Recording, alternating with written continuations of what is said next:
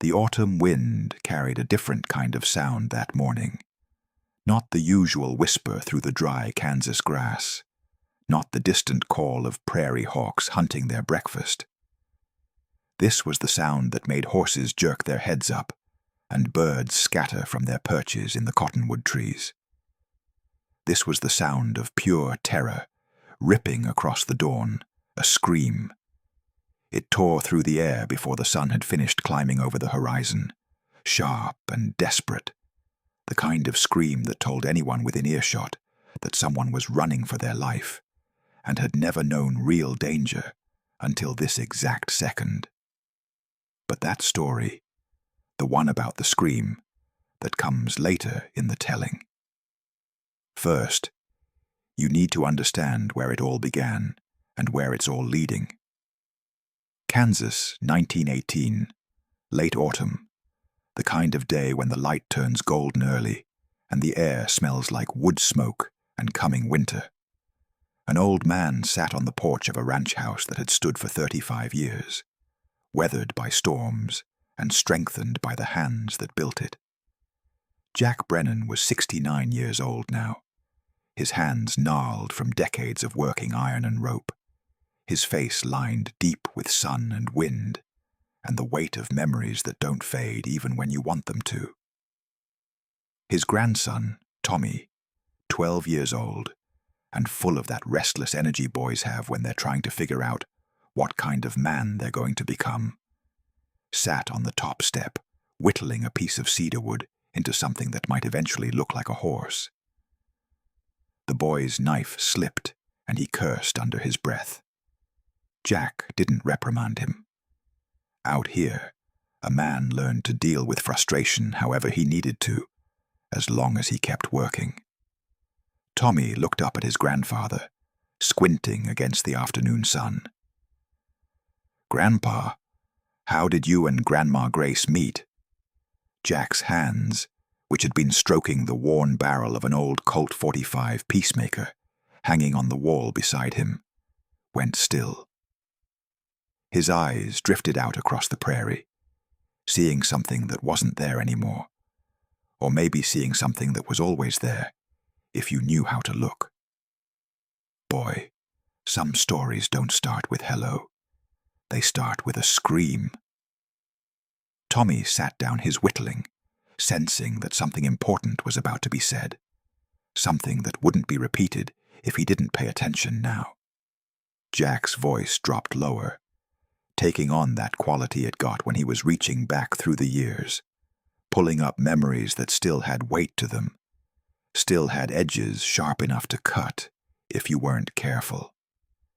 This was Kansas back in 1883, June, early morning, just after dawn. I was 34 years old then, and I'd been alone on this ranch for 2 years. Your great-grandmother Emma had passed in 1881. Tuberculosis, they said. I believed it then. I was wrong about that, but that part comes later. The old man's eyes focused on something far away, and the years seemed to fall away from his face as he stepped back into that morning, back into the moment when everything changed. Kansas, June 1883, dawn breaking over the prairie. Jack Brennan stood beside his Mustang gelding, a 6-year-old horse with the kind of endurance that made it worth more than gold out here, tightening the cinch strap with practiced hands. He checked the stirrups, adjusted the reins, did everything the way old Pete had taught him, the way you did when your life might depend on your horse not throwing you or running out of steam when you needed it most. The stagecoach stop sat 300 yards to the east, a weathered building where travelers heading west could change horses, get a meal that wouldn't kill them, and pretend for an hour that civilization wasn't falling away behind them with every mile. Jack wasn't paying it much attention.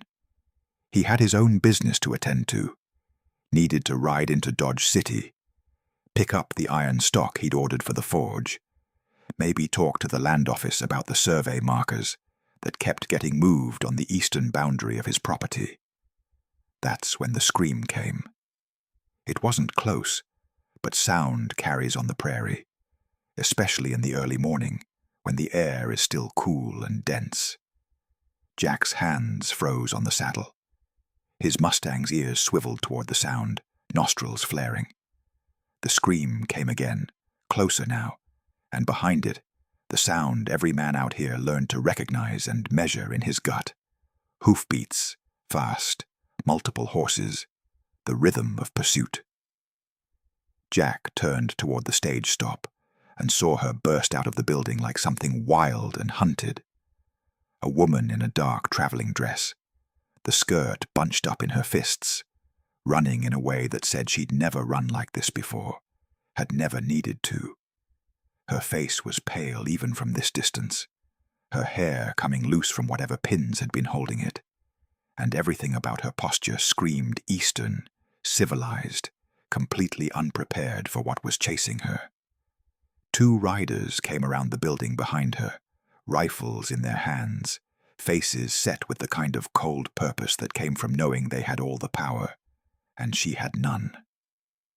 Winchester Model 1873s, Jack noted automatically. Effective range about 200 yards, which meant they were holding their fire for now, because they wanted her alive long enough to find out what she'd seen, what she'd heard, what she might tell someone. The woman was running straight toward him. Maybe she'd seen him.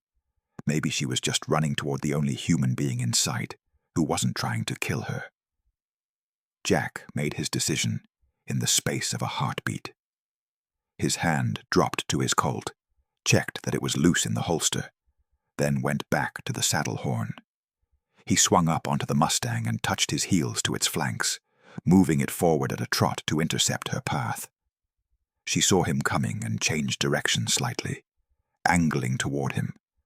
And Jack could see the absolute terror in her face now, could see that she was crying, and didn't even know it, tears streaming down her cheeks as she gasped for breath. Behind her, the 2 riders spurred their horses faster.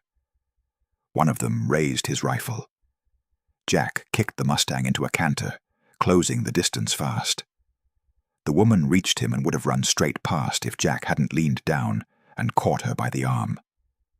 She screamed again, this time in surprise rather than fear, and tried to pull away before she realized he wasn't one of them. "They're coming," she gasped. "Oh God, they're going to kill me." Jack didn't ask who, didn't ask why. The rifles in the chase told him everything he needed to know about the immediate situation. Questions could wait until they were still alive to answer them. He pulled her toward the horse. "Up now." "I've never been on a horse." The words came out in a rush, high and panicked, and Jack almost laughed at the absurdity of it, but there wasn't time. "Then you better hold tight," he said, and his voice was calm, level, the way you talk to someone who was about to fall off a cliff and needed to trust you completely in the next 3 seconds, or die. He grabbed her by the waist and lifted her up in front of him, setting her sideways across the saddle. She shrieked loud enough that the Mustang's ears flattened, but Jack already had his arms around her, one hand holding the reins, the other keeping her from sliding right off the other side. The riders were 100 yards away now, close enough that Jack could see their faces.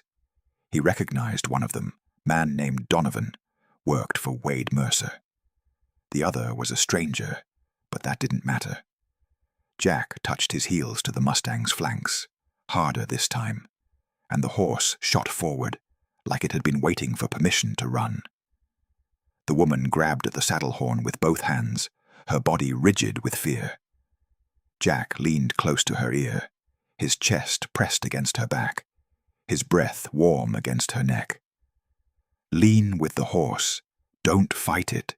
Trust me." A gunshot cracked behind them. The bullet hit the dirt 10 feet to their left, and the woman started screaming again. But Jack was already steering the Mustang toward a line of low hills to the west, putting distance and obstacles between them and the rifles. The Mustang was built for this, 15.2 hands high, 1,200 pounds of muscle and endurance, bred from Spanish stock, that had been running these planes long before white men showed up to claim them. It could maintain 8 to 10 miles per hour for 20 miles without breaking down. And right now, Jack was asking it for more than that. Asking it to sprint, flat out, across broken ground, while carrying 2 people instead of 1. The horse gave him everything it had. Jack avoided the open prairie, staying low where gullies and dry creek beds would make them harder to see, harder to hit. He knew this land the way a sailor knows the sea. Every washout, every stand of cottonwoods, every place where the ground turned soft or treacherous. The riders behind them didn't have that advantage. Another gunshot, closer this time. The woman flinched so hard, she nearly threw them both off balance, but Jack's arm tightened around her waist, holding her in place. "Don't look back," he said, his mouth close to her ear. "Look ahead, only ahead." She turned her face forward, and Jack felt some of the rigidity leave her body, felt her start to breathe with the rhythm of the horse, instead of fighting it. Good. She was a quick learner, even terrified out of her mind. They jumped a dry creek bed and the woman gasped as they went airborne for half a second, but she didn't scream this time. Progress. Behind them, the riders were falling back, not much, but enough. The Mustang's endurance was beating their raw speed. Jack steered toward a line of rocks that would give them cover, then changed direction sharply, doubling back toward the south before heading west again. Old cavalry trick Pete had taught him. Make them guess where you're going. Never run in a straight line. The gunshots stopped. Either they were out of effective range, or the riders were conserving ammunition, waiting for a better shot. Jack didn't slow down to find out which.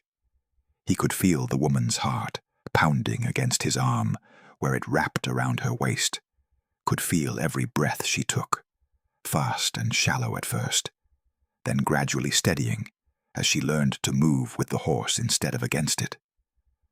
Her hair smelled like rose water and fear, an eastern scent completely out of place in the dust and sage of Kansas. "You're doing fine," Jack said, and meant it.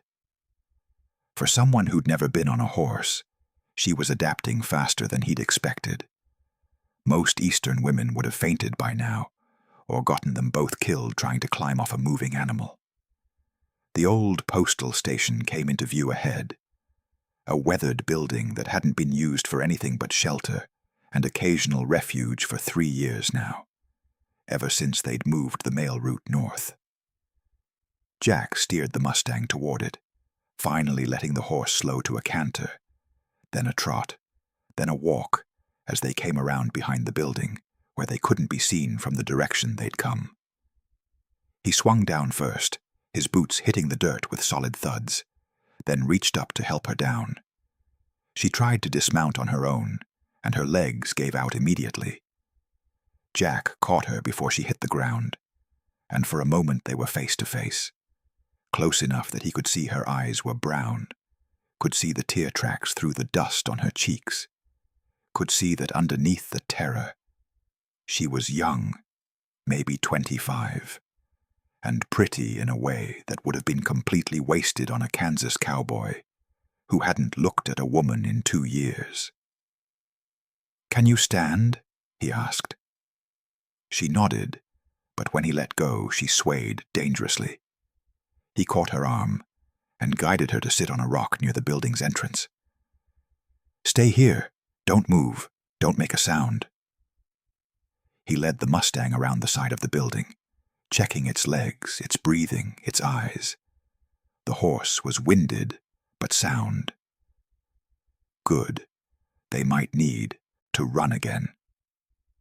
Jack pulled the Winchester rifle from its scabbard on the saddle and checked the load. 6 rounds, not great, but enough if he was careful.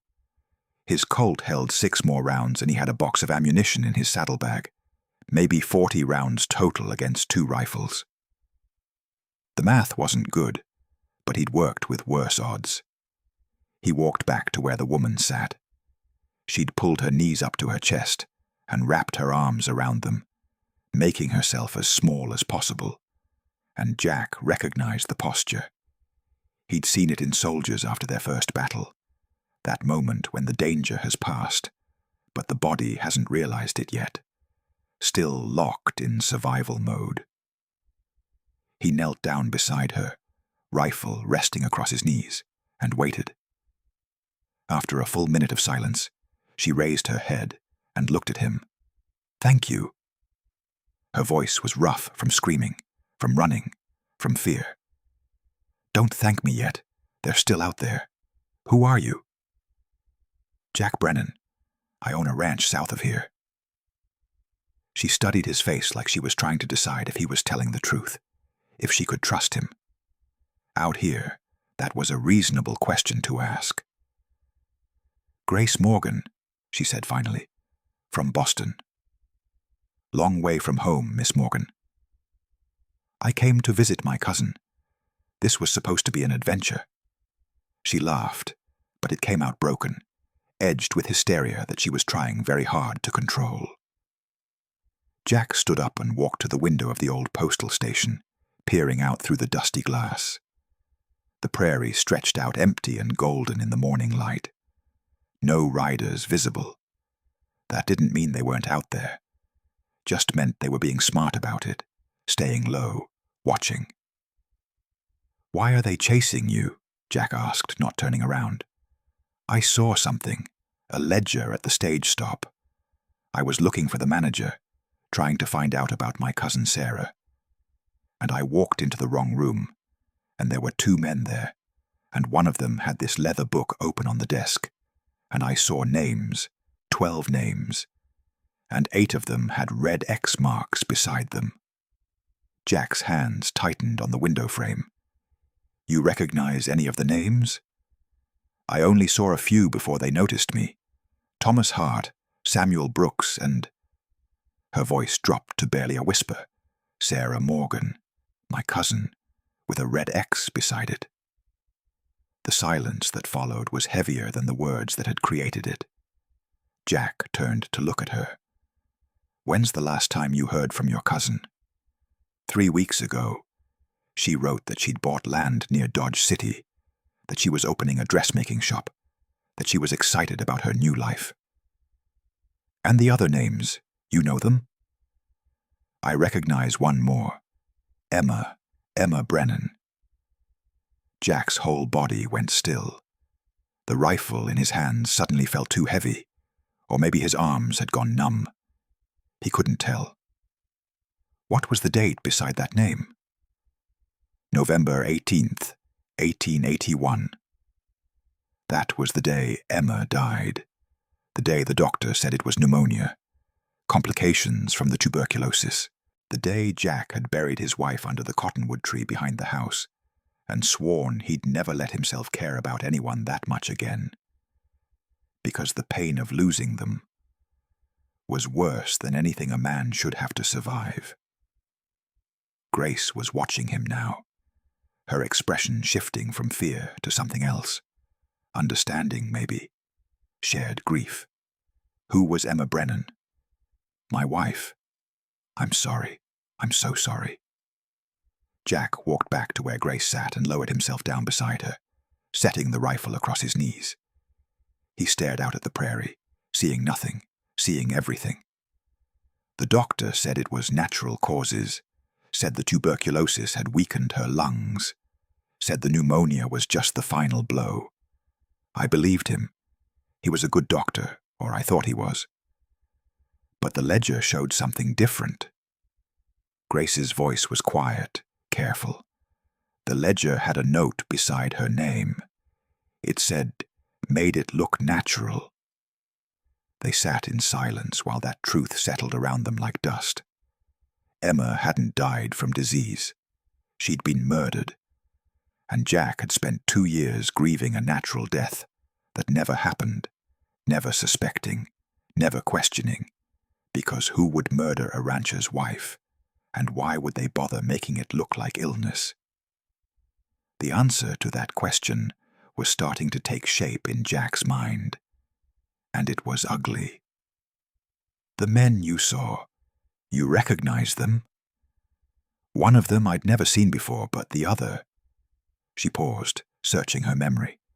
The other one was tall, well-dressed, older, maybe late 40s, grey at the temples, military-bearing. He wore a cavalry ring on his right hand. Wade Mercer. You know him? Jack's laugh was bitter. Everyone around Dodge City knows Wade Mercer. He owns half the land between here and the railroad, or thinks he does. He's been trying to buy my ranch for 3 years. I keep telling him no.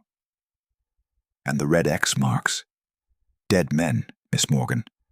Those red X marks are dead men.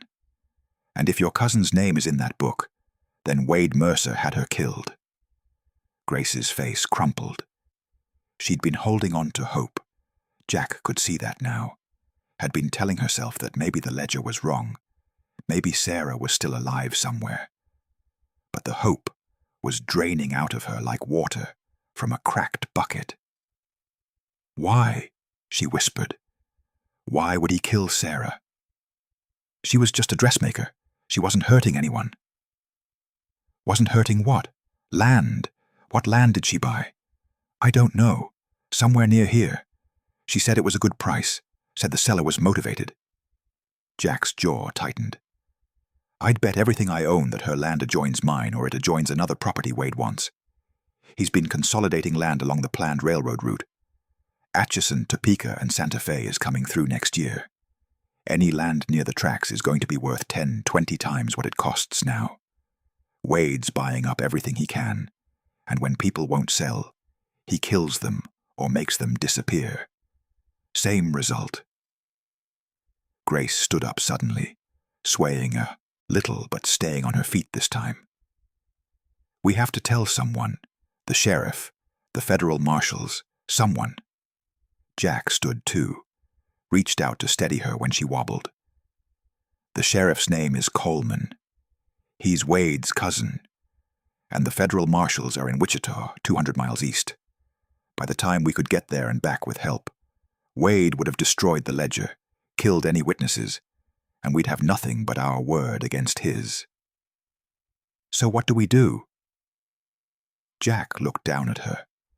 This woman from Boston, who'd stumbled into a range war without knowing it, who'd seen something she was never supposed to see, and now couldn't unsee it, who was standing here, asking him what to do, like he had answers when he barely had questions.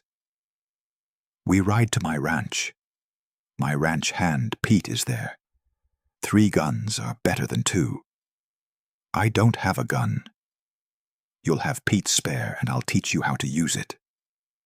Grace looked at him like he'd just suggested she learn to fly. I'm a music teacher. I've never shot a gun in my life. Then you're going to have a busy morning. They stared at each other for a long moment, and Jack saw something shift in her expression. The fear was still there, but underneath it something harder was forming. Determination, maybe, or just the realization that crying and hoping wasn't going to save her life out here. All right, she said. Teach me. Not here. Here we're sitting targets. On my ranch we've got walls and supplies and high ground. We can defend it if we have to. You think they'll come after us? Jack gestured at the empty prairie. They're out there right now, waiting to see if we run or hide. Wade doesn't leave witnesses, Miss Morgan. You saw his ledger. You saw proof he's been murdering people for their land. He can't let you tell that story. Then I guess we better not let him stop me. Jack almost smiled. Almost. Instead, he walked to where the Mustang stood and checked the cinch again, tightened it another notch. The horse was rested enough for another run, but just barely. They'd have to take it easier this time, save the horse's strength for when they might really need it. He helped Grace mount first this time, showed her how to get her foot in the stirrup, how to swing her leg over without kicking the horse in the ribs. She was clumsy but determined, and she got herself into the saddle on the second try. Jack swung up behind her, settling into place with his chest against her back, his arms coming around her to take the reins. Hold the saddle horn if you need to. Try to move with the horse. And Grace?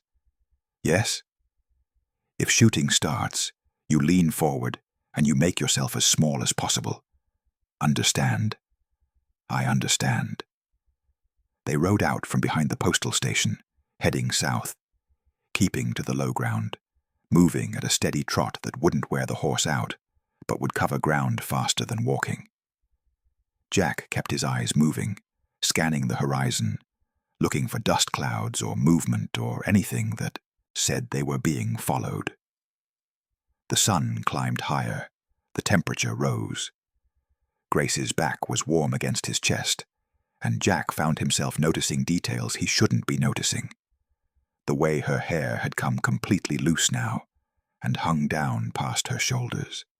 The way she'd stopped holding herself rigid, and had started to relax into the rhythm of the horse's gait. The way she smelled like roses and dust and fear. "How far to your ranch?" she asked. 8 miles, maybe an hour at this pace.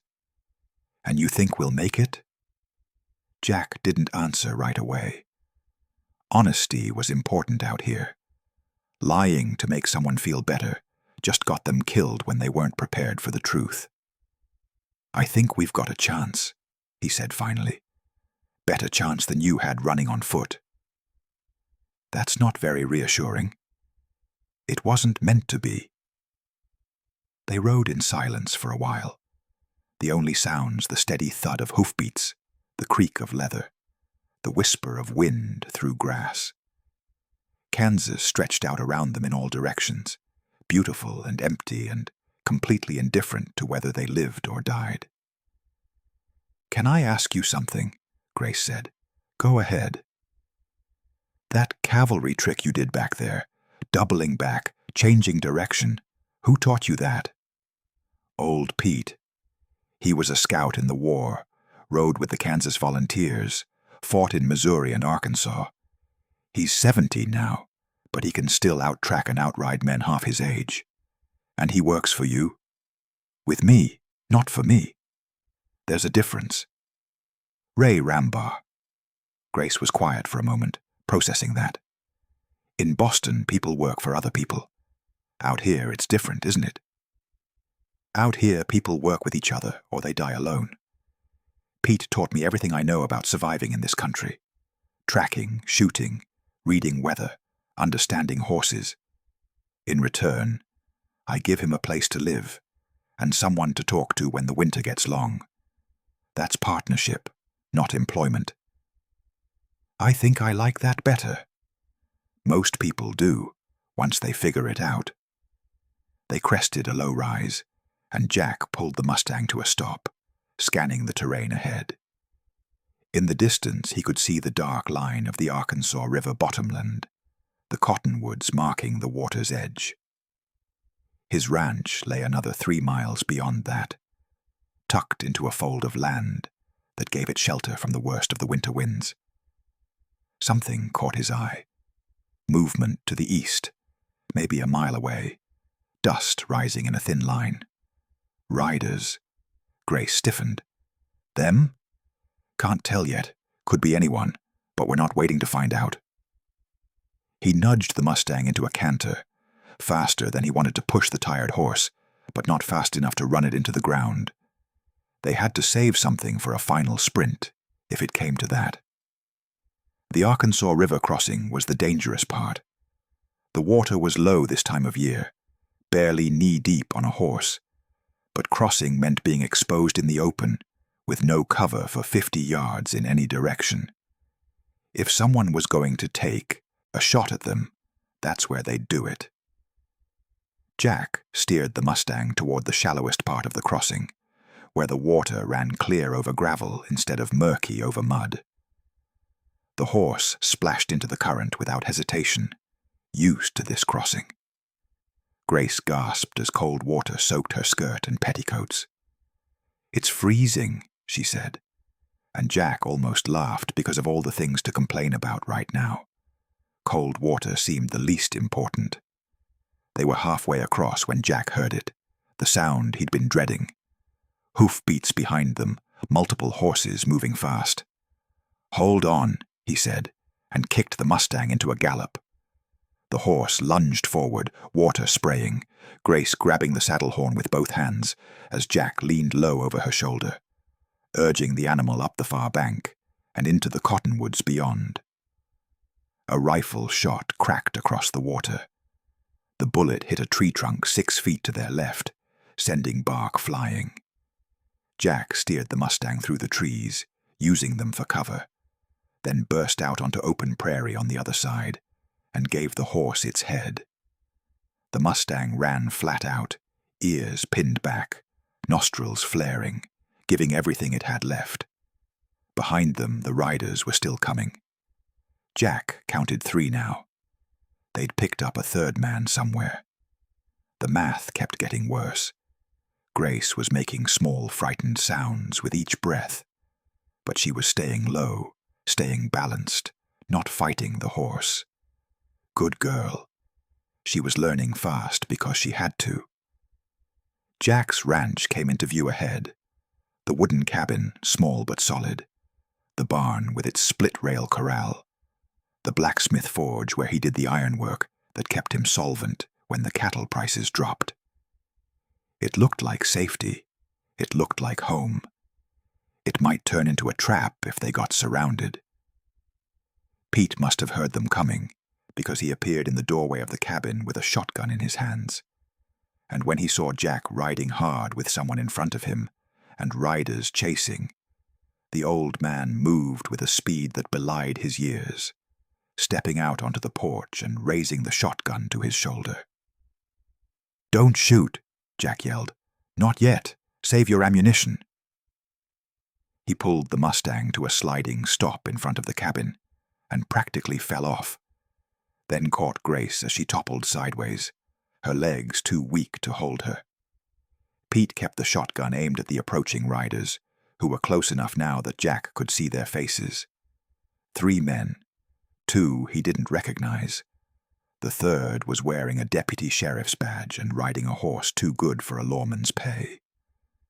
The riders pulled up about 30 yards out, just beyond comfortable pistol range, but well within rifle distance.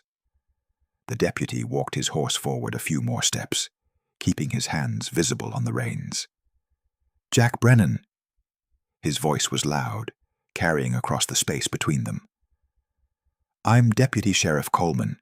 We need to talk." Jack had his arm around Grace's waist, keeping her upright, but his other hand rested on the butt of his Colt. "Talk, then." "You're harboring a witness to a private business matter. Send her out, and maybe we can all forget this unpleasantness." "Private business matter." Jack's voice was flat, cold. "That what you call 12 murders now?" Coleman's expression didn't change. "Don't know what you're talking about." "Ledger, 12 names, 8 with red marks beside them. Thomas Hart, Samuel Brooks, Emma Brennan, Sarah Morgan. Want me to keep going?" For just a second, something flickered in Coleman's eyes. Uncertainty, maybe, or calculation. "You're confused," he said finally. "The heat's getting to you. Why don't you send the lady out, and we'll take her someplace she can rest, get some water." Pete spat tobacco juice into the dirt. "Boy, I'm 70 years old, and my memory's still good enough to remember when you were a snot-nosed kid stealing penny candy from the general store. Don't insult my intelligence or Jack's by pretending this is about someone's welfare." Coleman's hand moved toward his rifle. Pete's shotgun never wavered. "I wouldn't." The 3 riders sat their horses, and Jack could feel the tension like a physical thing in the air between them. Someone was going to make a move soon.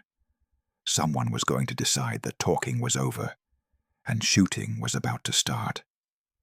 But before that could happen, a 4th rider appeared on the horizon, behind Coleman and his men. This rider was alone, taking his time, and something about the way he sat his horse said he was the man in charge. Wade Mercer. He rode through the gap between his men and up close. Jack could see that Grace's description had been accurate. Late 40s, tall even on horseback, well dressed in a way that was almost out of place out here. Gray at the temples, military bearing. He wore a cavalry ring on his right hand and a Colt revolver on his hip that looked well maintained and probably well used. Jack Brennan. Wade's voice was educated, smooth, the voice of someone who'd grown up with money and culture before coming west. It's been too long since we talked business. We got nothing to discuss, Mercer. Oh, but we do. Wade gestured at Grace, who had gone very still against Jack's side. You're harboring a witness to sensitive business matters. That creates a problem for me. Your problems aren't my concern. Wade smiled, but it didn't reach his eyes. See, that's where you're wrong. Your problems and my problems have become the same problem, because you and I both know what she saw, and you and I both know what that means. Jack didn't answer. His hand stayed on his Colt, thumb resting on the hammer. Wade shifted in his saddle, getting comfortable like he had all the time in the world. I fought for this country in the war between the states, lost my wife and both my children to Quantrill's raiders in '63. You know what I learned that day, Jack? That you're a murdering bastard. Wade ignored the insult. I learned that the law doesn't protect good people. It protects strong people. The ones with enough guns, or enough money, or enough willpower to take what they want and keep it. Your wife, Emma, she was collateral damage in a much larger game. I needed you broken enough to sell this land. Unfortunately, you proved more resilient than I expected. Jack's vision went red at the edges. His hand tightened on his Colt until his knuckles went white. Beside him, he felt Grace's sharp intake of breath, felt Pete shift his weight on the porch, felt the whole situation balanced on the edge of a knife blade. You just admitted to murder, Mercer. Wade laughed. And who's going to arrest me? Sheriff Coleman here. He's my cousin. Federal marshals. They're 200 miles away and they don't care about dead ranches in Kansas. Face it, Jack. Out here, I am the law. The silence that followed was absolute. Even the wind seemed to have stopped, waiting to see what would happen next. Then Wade's expression hardened. You've got 24 hours. Sign over your deed, send the girl out, and I'll let you live. Pete can keep his little parcel too. Refuse, and all three of you will have accidents, natural deaths, just like Emma's. He gestured at the men with him. 8 guns say you don't have a choice. Jack's voice was steady when he answered, so steady it was almost frightening. Pete, Grace, get inside. Neither of them moved. Now. The command in his voice was absolute. Grace moved first, stumbling toward the cabin door. Pete followed but kept his shotgun pointed at the riders, walking backward up the steps. Jack took 3 steps forward, putting himself between his house and Wade Mercer's horse. He was in the open now, exposed, but he moved like that didn't matter.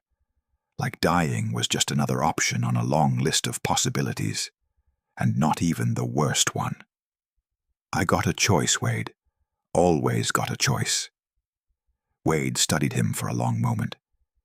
Is dying really worth it for a piece of dirt and a girl you met 6 hours ago? Ain't about the land, ain't even about the girl. It's about Emma and what you took from me. It's about every person whose name is in that ledger with a red mark beside it.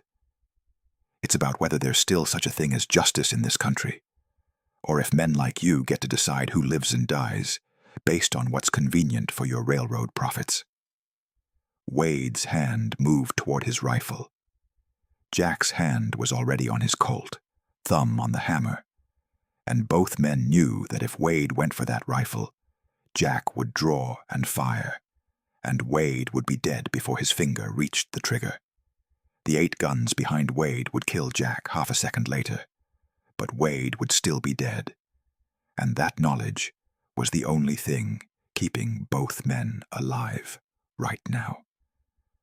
After a long moment, Wade moved his hand away from the rifle and back to his saddle horn. 24 hours, he repeated.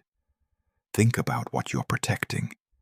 Think about whether your pride is worth 3 lives. He turned his horse and rode away, his men following. They didn't look back. Jack stood in the yard until they were out of sight. Then he turned and walked to the cabin. His legs felt shaky, reaction setting in now that the immediate danger had passed. He'd just faced down Wade Mercer and lived, but it was a temporary reprieve at best. Inside the cabin, Grace sat on a wooden chair with her head in her hands. Pete was loading his rifle methodically, checking each cartridge before sliding it into the chamber.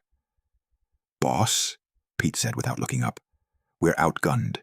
6-1 if you count Coleman and his deputy badge, 8-3 if you count all of them." "I can count. And you know Wade's going to come back with more men. He's got at least a dozen on his payroll." "I know that too." Grace raised her head. "I'll turn myself in. I'll tell Wade I won't say anything about the ledger. I'll leave Kansas and never come back." "No." Jack's voice was flat, allowing no argument. "But you'll die if I stay." "Maybe. Or maybe we'll figure something out." "What's there to figure?" Grace stood up, anger replacing fear in her voice. "He murdered your wife. He murdered my sister. He's murdered at least 10 other people. And he's going to keep doing it, because no one can stop him. What are 3 people supposed to do against that?" Jack walked to the window and looked out at the prairie. The sun was high now, turning the grass gold, making everything look peaceful and beautiful and completely false. "You ever shoot a gun, Miss Morgan?" "No." "You're going to learn. Pete, you got that spare Derringer?" Pete pulled a small pistol from his jacket pocket and set it on the table. "Remington 41. 2 shots, point-blank range only, but it'll put a man down if you hit center mass." Grace stared at the gun like it was a snake. "I don't know if I can." "Then you'll die," Jack said, turning to face her. "And so will we. Out here you fight or you fold. There's no middle ground." She looked at him, then at Pete, then back at the Derringer on the table. Her hand shook when she reached for it, but she picked it up and held it like she was afraid it might go off in her hand. "Show me," she said. Pete checked the Derringer's chambers, then set it back on the table. "Not tonight, Miss Grace. You're exhausted. Your hands are shaking from fear, not from being ready to shoot. A gun in hands like that is more dangerous to you than to Wade's men." Grace looked down at her trembling hands. He was right. "Tomorrow morning," Pete continued, "when you've slept and your nerves are steadier, then we'll teach you proper. Tonight you just need to know this." He tapped the small pistol. "Point it at the biggest part of a man. Pull the trigger twice. Don't think. Don't hesitate. Just do it if your life depends on it." Grace nodded slowly, picking up the Derringer again. It felt heavier than it should, weighted with the promise of violence she'd never imagined herself capable of. Jack spent the next hour at his forge, heating iron bars until they glowed red, then hammering them into brackets and plates that he bolted across the door and windows. The cabin wasn't a fort, but it could become one if he had enough time and materials. At sunset they ate a cold meal of salt pork and hard bread, not wanting to light a fire that might draw attention. Grace sat at the table, looking exhausted, dirt on her face, her fancy dress torn and stained, her hands blistered from holding the derringer. "I'm sorry," she said quietly. Jack looked up from where he was cleaning his rifle. "For what?" "For bringing this to your door, for getting you involved in my problems. Your problems became my problems the minute you saw that ledger. And besides," he paused, considering his words, "Wade killed Emma. You just gave me a reason to do what I should have done 2 years ago, when I first suspected something wasn't right about her death." "What's that?" "Make him answer for it." Grace looked at him across the table, and something passed between them that didn't need words. Understanding, maybe, or just recognition that they were both people who'd lost someone to the same monster, and now had a chance to make that monster pay. "Jack," she said, using his first name for the first time. "Yeah? Thank you for not leaving me to die out there. Wasn't going to happen, Miss Morgan." "Grace. My name is Grace." "All right then, Grace." They sat in silence as darkness fell outside, and the temperature dropped. Pete had already gone to sleep in the barn, claiming he slept better out there anyway, and someone needed to watch the horses. Jack built up the fire in the stone hearth, just enough to take the chill off without making the cabin glow like a beacon. Grace pulled a blanket around her shoulders and stared into the flames. "What happens tomorrow?" she asked. "Tomorrow we get ready.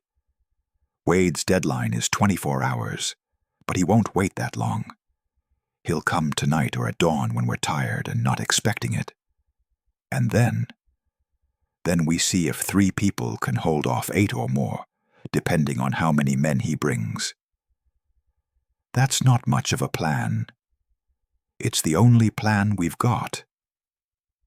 Grace turned to look at him, firelight playing across her face, and Jack saw something in her expression that hadn't been there this morning. Not fear, not innocence, something harder.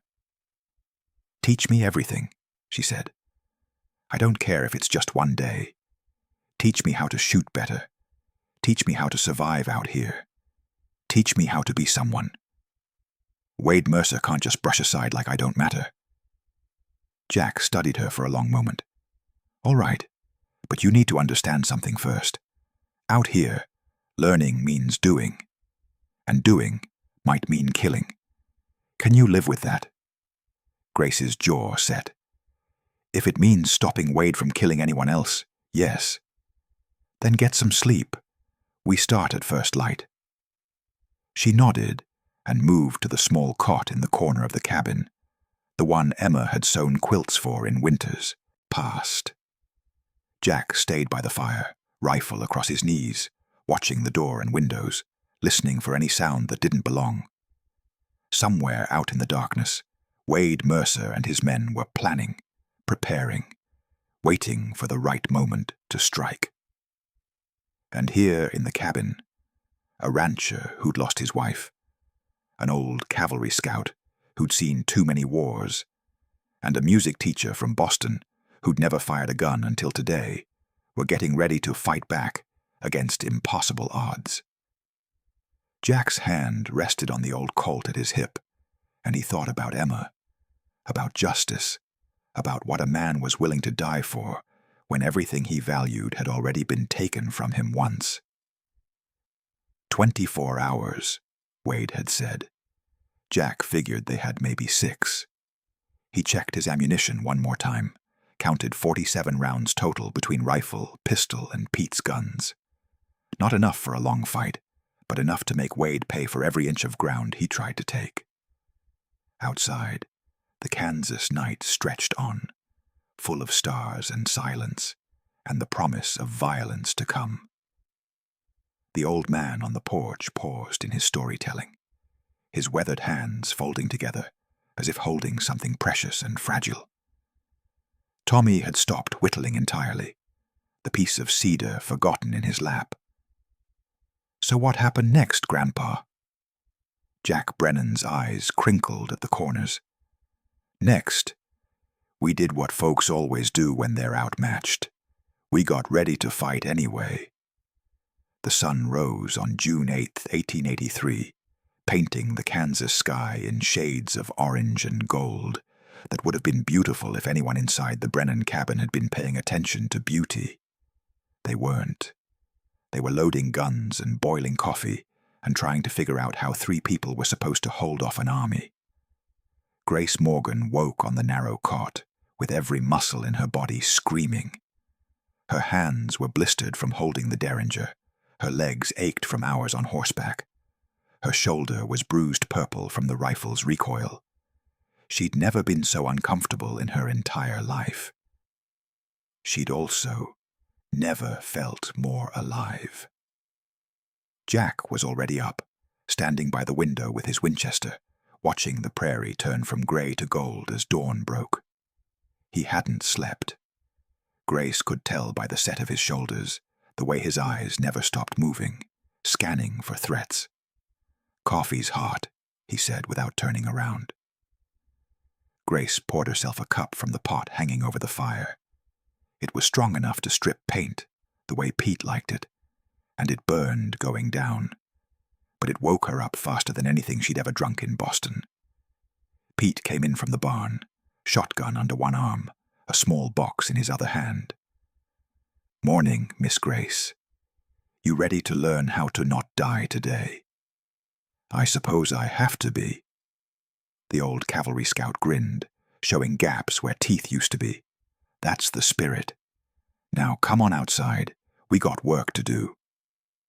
The next 3 days blurred together in Grace's memory, each one harder than the last, each one teaching her things she'd never imagined she'd need to know. Day 1 was shooting. Pete set up a line of tin cans on fence posts at varying distances, 10 feet, 15 feet, 20 feet. The derringer was useless past 15 feet, so that's where they focused. "Center mass," Pete instructed, tapping his own chest. "Don't aim for the head. Don't try to wound. You shoot to stop the threat, and you stop the threat by hitting the biggest target available." Grace raised the derringer with both hands, the way Pete had shown her, and squeezed the trigger. The recoil jerked her arms up. The bullet went wide, kicking up dirt 3 feet left of the target. Again. She fired again, closer this time, but still a miss. Again. By the end of the first hour, her hands were shaking so badly, she could barely hold the gun. By the end of the second hour, she'd hit 3 cans out of 20 shots. By noon, she was hitting 1 in 3. "Progress," Pete said. "Slow, but progress." That afternoon, Jack taught her the rifle. The Winchester was heavier, kicked harder, and required a completely different stance and grip. Grace's first shot knocked her backward, and she landed hard on her rear in the dirt. Jack didn't laugh. He just reached down, pulled her up, and handed her the rifle again. "Brace it tighter against your shoulder. Lean into it. The recoil is going to come whether you're ready or not. Better to meet it head on." Grace fired again. This time she stayed on her feet. The bullet hit the fence post 6 inches low. "Better," Jack said. They kept at it until the sun started to drop, and Grace's shoulder was one massive bruise, and she'd managed to hit the target 5 times out of 30 shots. That night, she could barely lift her arms to eat dinner. Pete made her do it anyway. "Pain means you're learning," he said. "Quitting means you're dying. Out here, there's no middle ground." Day 2 was horses. Grace had ridden twice now, both times in terror with Jack controlling the animal. Today, she had to learn to do it herself. Jack brought out a mare from the corral, smaller and calmer than his Mustang gelding. "This is Molly. She's 15 years old, and she's patient with fools, which means she's perfect for teaching." Grace approached the horse slowly. Molly's ears swiveled toward her, but the mare didn't move. "First lesson," Jack said. "Horses are prey animals. They spook easy. You move slow, speak soft, and never come at them from behind where they can't see you. He showed her how to saddle a horse properly, how to place the blanket so it didn't bunch, how to settle the saddle and tighten the cinch in stages, not all at once, how to adjust the stirrups for her height, how to check everything twice, because your life depended on it. Grace's hands fumbled with the buckles and straps. Everything felt backward and too complicated, and she was sure she was doing it wrong. "You are doing it wrong," Jack confirmed, but he didn't sound angry. "Here, like this." He guided her hands through the motion, patient in a way that surprised her. She'd expected him to be harsh, impatient with her city ignorance. Instead, he explained each step, showed her the why behind the how, and waited while she tried, and failed, and tried again. By mid-morning, she could saddle Molly without help. By noon, she could mount from the left side without needing a boost. By afternoon, she was walking the mare in circles around the corral, learning how to use her legs and hands to communicate direction and speed. She fell off twice. The first time when Molly sidestepped suddenly at a bird. The second time when Grace tried to make the mare trot and got the rhythm wrong, bouncing so badly she lost her balance and toppled sideways. Jack caught her the first time. The second time he let her hit the dirt. "You fall, you get back up," he said, offering his hand. "Out here, falling off means dying if you can't catch your horse, so you learn to stay on." Grace took his hand and let him pull her upright. Her hip hurt where she'd landed. Her pride hurt worse. But she climbed back onto Molly and tried again. By sunset, she could walk, trot, and almost canter without falling off. Jack called that good enough for now. That night, Grace sat by the fire, rubbing liniment into her sore legs, while Pete cleaned guns, and Jack reinforced another window with iron bars from the forge. "I didn't know it would be this hard," she said quietly. "Most things worth doing are," Jack replied without looking up from his work. "In Boston, the hardest thing I did was play Chopin's nocturnes without mistakes. That's still hard, just a different kind of hard." Grace looked at him, surprised. "You know Chopin?"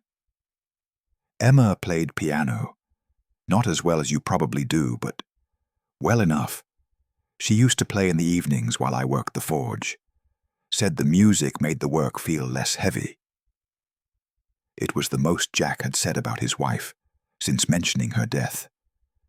Grace wanted to ask more, but something in his expression told her the door had closed as quickly as it had opened.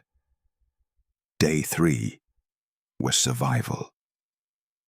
Pete took Grace out onto the prairie at dawn, and for hours he taught her things that seemed impossible to learn, but were apparently common knowledge to anyone who'd spent time in the West.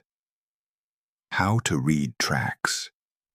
The difference between a fresh hoofprint and one that was hours old. How moisture collected in a fresh track.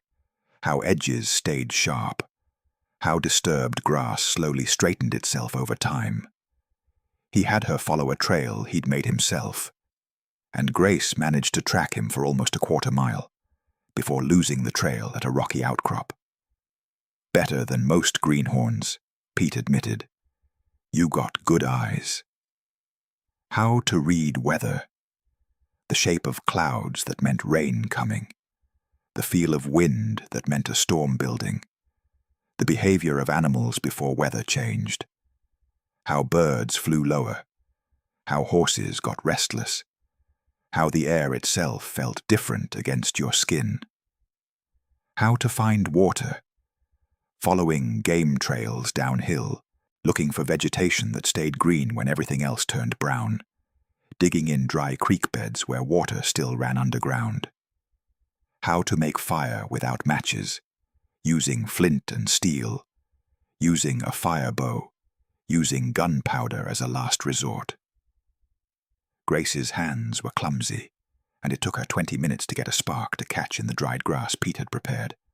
but eventually smoke rose and then flame. "Good," Pete said. "Now put it out and do it again." By noon, Grace's head was spinning with information. By afternoon, she'd learned to identify 3 poisonous plants, locate north by the sun when she didn't have a compass, and estimate distances by comparing objects to her thumb, held at arm's length. "Why do I need to know all this?" she asked as they walked back toward the ranch. "If we survive Wade's attack, I'm going back to Boston." Pete stopped walking and turned to face her. "You think you're going back to Boston after all this? I don't belong here." The old scout studied her with eyes that had seen too much and forgotten nothing. "Miss Grace, you got more spine than half the men I served with in the war. You've been here 3 days, and you're already riding, shooting, tracking. You think that's because I'm a good teacher?" Grace didn't answer. "It's because you got what it takes. Some folks do, some don't. You do. So whether you go back to Boston or stay in Kansas, you're going to carry this place with you now. It's in you, just like Emma carried her music with her, even while doing ranch work." Grace thought about that as they walked the last mile back to the cabin. She thought about how her hands, which used to be soft and white and only good for piano keys, were now calloused and sun-dark and capable of loading a rifle. She thought about how her body, which used to tire from an afternoon of teaching children, could now ride for hours and shoot until her shoulder went numb and track across miles of prairie without stopping. She thought about how she'd screamed when Jack first put her on his horse, terrified of the height and speed and danger, how that seemed like a lifetime ago, even though it had been less than a week. Maybe Pete was right.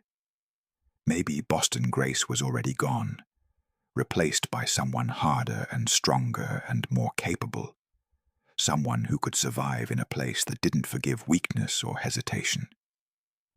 That evening, as the sun dropped toward the horizon and long shadows stretched across the prairie, the 3 of them sat on the porch of the cabin and assessed their situation. "Wade's deadline expires at dawn tomorrow," Jack said, "but he won't wait that long. He'll come tonight." "How many men you think he'll bring?" Pete asked. "All of them." Jack's voice was flat. "He wants this done, wants us dead and buried before anyone asks questions. I'd guess 10, maybe 12 riders." Grace did the math. 12 against 3. Those are terrible odds. Pete spat tobacco juice into the dirt. "I've fought worse. Battle of Wilson's, Creek. We were outnumbered 5-1, still won." "You also had an army backing you up," Jack pointed out. "Details." Despite everything, Grace almost smiled. She was sitting on a porch in Kansas with a rancher and a cavalry scout, discussing how to survive an attack by a dozen killers. And somehow, Pete's dry humor made it feel almost normal. "We need more people," she said suddenly. Both men turned to look at her. "We can't win with just 3 of us, but what if we had more? What if we could convince others to help?" "Who?" Jack asked.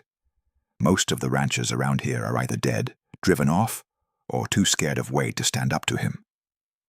Grace remembered the names in the ledger. Thomas Hart, Samuel Brooks. What about their families?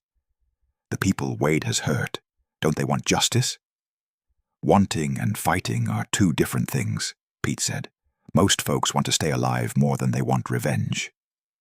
But Grace's mind was working now, turning over possibilities. "Martha Hart, Thomas Hart's widow. She lives 3 miles east of here, doesn't she?" Jack nodded slowly. "She does, has a small ranch, raises chickens and vegetables. But Martha's 60 years old, and Wade's men already killed her husband." "Then she has more reason to fight than most." Grace stood up, pacing the length of the porch.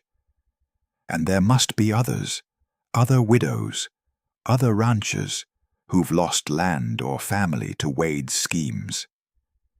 You're talking about building an army out of farmers and old women, Pete said, but his tone wasn't dismissive. It was considering. I'm talking about showing Wade that he doesn't control everyone, that some people will stand up to him, even if it costs them everything. Jack was quiet for a long moment, watching Grace pace, seeing the determination in her eyes. Finally, he nodded. All right, but if we're going to do this, we need to do it now, tonight, before Wade attacks. I'll go, Grace said immediately. Both men stared at her. You'll what? Jack's voice was sharp. I'll ride to Martha Hart's ranch. I'll talk to her, and anyone else I can find. I'll bring them back here. That's a 6-mile round trip in the dark, through territory Wade's men are patrolling, Jack said. You'll be killed. You taught me to ride. Pete taught me to track and navigate. This is my chance to use those skills for something that matters. Jack started to argue, but Pete held up a hand. Boss, she's right. You and I need to stay here and fortify this position. If Grace can bring back even 3 or 4 people willing to fight, that changes our odds significantly. I don't like it, Jack said. I'm not asking for permission. Grace's voice was steady. I'm telling you what I'm going to do. For a moment, Jack looked like he wanted to forbid it, to physically prevent her from leaving. But something in Grace's expression stopped him. Maybe he saw that she'd made up her mind. Maybe he recognized that she'd moved past being someone who needed his protection and become someone capable of protecting herself. Or maybe he just understood that out here, people had to make their own choices and live or die by them. All right, he said finally, but you take my Mustang. He's faster and smarter than Molly, and you take this. He pulled the Colt revolver from his holster and held it out to her. Grace took it. The weight felt enormous in her hand, but she checked the cylinder the way Pete had taught her, confirmed all 6 rounds were loaded, and tucked it into the belt of her borrowed trousers. Jack walked her to the corral and saddled the Mustang himself, checking every strap twice. Grace mounted smoothly now, settling into the saddle like she'd been doing it for years instead of days. Stay low, stay quiet, follow the river until you see Martha's place. Jack's voice was tight. And Grace, if shooting starts, you run. Don't try to fight, just run. She looked down at him. This man who had saved her life and taught her to survive. This man who had lost his wife to the same monster that killed her sister. In the fading light, his face was all hard angles and shadows, but his eyes held something softer. I'll come back, she promised. See that you do. Grace touched her heels to the Mustang's flanks and rode out into the gathering darkness, heading east toward Martha Hart's ranch and whatever fate was waiting for her there. Behind her, Jack watched until she disappeared into the twilight. Then he turned to Pete. If she's not back by midnight, I'm going after her. Pete nodded. Figured you would. They went inside and began the work of turning the cabin into a fortress. Grace rode through the Kansas night with her heart pounding and her hands steady on the reins. The Mustang moved with confidence beneath her, responding to her signals, trusting her to guide it safely. The irony wasn't lost on her. 3 days ago she couldn't ride. Now she was navigating hostile territory in darkness, trusting a horse to keep her alive. She followed the Arkansas River bottomland the way Jack had instructed, staying low where the cottonwoods provided cover. The moon was nearly full, bright enough to see by but also bright enough to be seen. Grace tried to stay in shadow as much as possible. A mile out from the ranch, she heard hoofbeats ahead and pulled the Mustang to a stop behind a thick stand of trees. Two riders passed on the trail above the riverbank, moving west toward Jack's ranch. Wade's scouts, probably, checking positions before the main attack. Grace waited until they were out of earshot, then continued east, moving more carefully now. Martha Hart's ranch appeared as a small light in the darkness, a single oil lamp burning in a window. Grace approached slowly, calling out before she got too close. "Mrs. Hart, my name is Grace Morgan. I need to talk to you." The light in the window went out immediately. A moment later, Grace heard the unmistakable sound of a shotgun being cocked. "State your business or ride. On." Grace dismounted slowly, hands visible. "Wade Mercer killed your husband. He killed my sister. I have proof, and I need help stopping him." Silence. Then the cabin door opened a crack, and the shotgun barrel appeared, followed by a woman's face, suspicious and hard. "What kind of proof?" "A ledger showing 12 murders, including Thomas Hart." Grace spoke quickly, knowing she had seconds to convince this woman, or be driven off. "Wade's deadline for Jack Brennan expires at dawn. He's coming with at least 10 men to kill us all. We need people willing to stand against him." "And what exactly am I supposed to do about it?" Martha's voice was bitter. "I'm a 60-year-old widow. My husband's dead because he wouldn't sell to Wade. What makes you think I'm fool enough to make the same mistake?" "Because if we don't stop him now, he'll keep killing. How many more Thomas Harts have to die before someone says enough?" Martha was quiet for a long time. Then she lowered the shotgun. "Come inside, but keep your hands where I can see them." Inside the small cabin, by the light of a relit lamp, Grace showed Martha the stolen documents from the land office, showed her the forged deed transfers, the falsified death certificates for Sarah Morgan, the pattern of murders all connected to Wade's land consolidation scheme. Martha read every page slowly, her face growing harder with each line. When she finished, she set the papers down and looked at Grace. "What do you need?" "People, guns, witnesses. If enough of us stand together, maybe Wade backs down, or maybe we at least make him pay a price for trying to take everything." Martha stood and walked to a trunk in the corner of the cabin. She opened it and pulled out a double-barreled shotgun, old but well-maintained. "Thomas taught me to shoot when we first came out here in '59, said a woman alone needed to know how to protect herself. She loaded both barrels with practiced efficiency. I know 5 others who have reason to hate Wade Mercer. Give me 2 hours, and I'll have them at your ranch." Grace felt relief wash through her so powerfully, she almost staggered. "Thank you." "Don't thank me yet. We might all be dead by morning." Martha saddled her horse and rode north, while Grace rode south toward a small homestead she'd been told belonged to Carlos Menendez.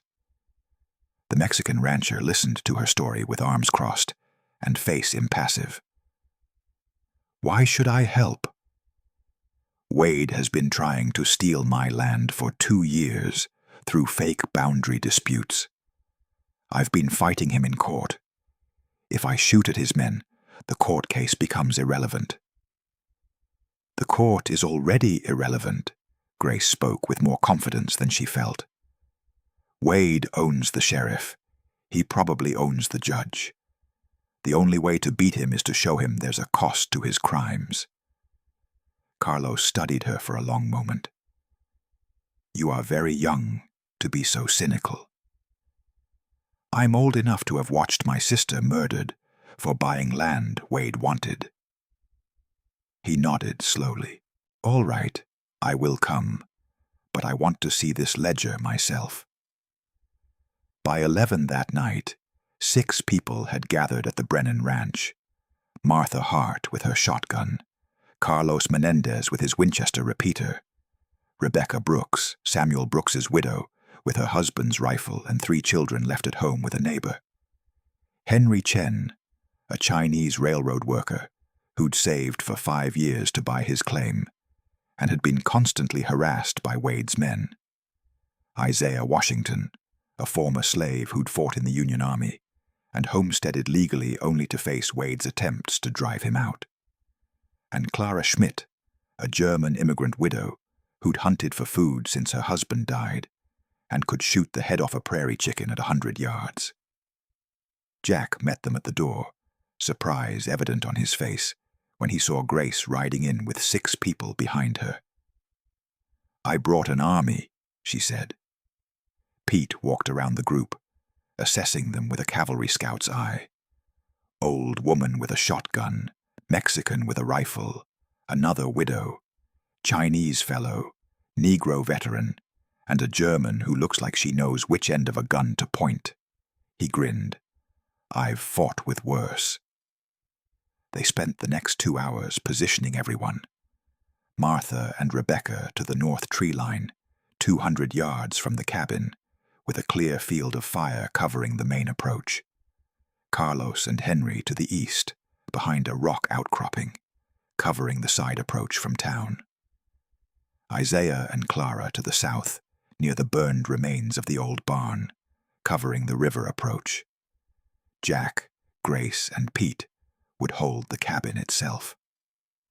Jack walked from position to position, making sure everyone understood the plan. "Don't shoot until I give the signal.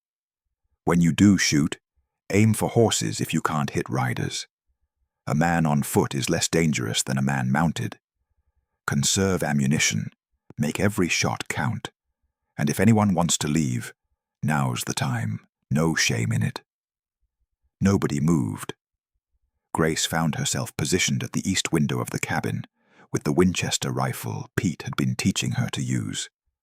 Her hands were steady as she checked the load. 15 rounds in the tube magazine, 1 in the chamber. 16 chances to hit something before she had to reload. Jack was at the west window, Pete at the door with a shotgun. They'd piled furniture against the walls for extra protection, filled a barrel with water in case of fire, done everything they could think of to prepare. Now they waited. The moon climbed higher. Midnight came and went. 1 in the morning, 2. Grace's eyes burned from staring into the darkness, watching for movement that never came. "Maybe he's not coming tonight," she whispered. "He's coming," Jack said. "He's just making us wait, making us tired, making us doubt." At 2:30, Pete tensed. "I hear something." Grace strained her ears, but heard nothing. Then slowly she picked up what Pete's experienced ears had caught first. The faint sound of many horses moving slowly, trying to be quiet, failing because that many animals couldn't move in complete silence. "How many?" Jack asked. Pete listened. 10, maybe 12, coming from the west and south, pincer movement. Jack raised his hand toward the window, a prearranged signal. To the north, Martha saw it and passed the signal to the others. Everyone got ready. The riders came into view as shadows against shadows, spreading out in a line surrounding the cabin. Grace counted 11 men, then 1 more appeared, sitting his horse apart from the others. Wade Mercer. Even in darkness there was no mistaking his bearing, the way he sat his horse like a general surveying a battlefield. "Jack Brennan," Wade's voice carried across the open ground. "Your time's up. This is your last chance to surrender." Jack didn't answer right away. When he did, his voice was calm and steady. "I got a counteroffer, Wade.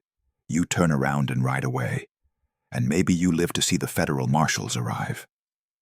Wade laughed. "Federal marshals?"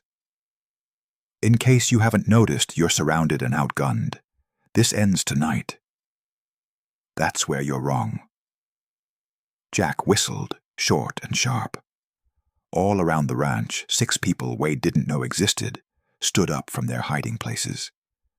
Moonlight glinted off rifle barrels, off shotguns, off every weapon pointed at Wade's men from 3 different directions. Wade's horse shifted nervously. His men looked around, suddenly realizing they weren't the hunters anymore. They were in a crossfire. You were saying something about being outgunned. Jack's voice held grim satisfaction. For the first time since Grace had seen him, Wade Mercer looked uncertain. He'd come expecting an easy fight, 3 people defending an indefensible position. Instead, he was facing an organized defense with superior positioning. Who are they? Wade demanded.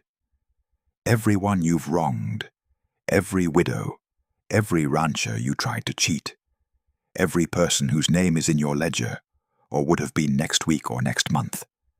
They're all here, Wade, and they're all ready to testify against you. A long silence followed. Grace held her breath, finger on the trigger, waiting to see which way this would fall. Then hoofbeats came from the east, fast, a single rider pushing his horse hard. Everyone tensed, friend or enemy. The rider came into the moonlight, and Grace saw the glint of a badge. Deputy Sheriff Coleman. Her heart sank. Of course, Wade's cousin would come to help him, but Coleman didn't ride to Wade's side. He rode between the 2 groups and pulled his horse to a stop, facing Wade. Wade Mercer. His voice was official, formal. You're under arrest for murder. Grace couldn't have been more shocked if the ground had opened beneath her. Wade's men looked equally confused. What? Wade's horse danced sideways. Have you lost your mind? Coleman pulled out a folded paper from his jacket. I found your other ledger, the one you kept in the safe at your ranch, the one with my name in it, scheduled for removal next month once. I'd served my purpose. Wade's face went white, even in the moonlight. You were going to kill me, Coleman continued. Eliminate the witness just like you killed everyone else who knew too much. Well, I know too much now, Wade, and I've already sent a telegram to the federal marshals in Wichita. They'll be here by noon with warrants. This was the twist none of them had seen coming. Wade's own cousin, his inside man in the sheriff's office, turning on him to save his own life. Wade's hand moved toward his rifle. Pete's shotgun boomed in the night. The blast hit the dirt 3 feet in front of Wade's horse, making the animal rear and nearly throw him. Don't, Pete said, already reloading. Next one's for you, not the horse. Wade brought his mount back under control, but his face was murderous. You'll all hang for this. No, Coleman said. You'll hang for 12 murders, maybe more once we dig deeper. Wade looked around at his men, at the rifles pointed at them from 3 sides, at Coleman with his badge and his betrayal, at Jack standing in the cabin doorway with a Colt in his hand and absolute determination in his eyes. For a long moment, Wade Mercer sat his horse, calculating odds, weighing options, trying to find a way out that didn't end with him in a noose. Then his shoulders sagged and Grace knew he'd realized the truth. It was over. Coleman rode forward and pulled Wade's rifle from its scabbard, then his Colt, then gestured for Wade to dismount. 4 of Wade's men surrendered immediately, seeing which way the wind was blowing. 5 stayed loyal, hands on their guns, ready to fight. Boys, Pete called out, his voice carrying the authority of a man who'd fought in an actual war. You can die for a man who's already lost, or you can live to see tomorrow. Your choice, but choose fast. One by one, the loyal men raised their hands. The fight was over before it started. Grace lowered the Winchester, her hands shaking now that the danger had passed. She'd been ready to kill, had been prepared to pull the trigger and watch men die. The fact that she hadn't had to felt like a gift she didn't deserve. Jack appeared beside her, gently taking the rifle from her hands. "You did good. We all did good."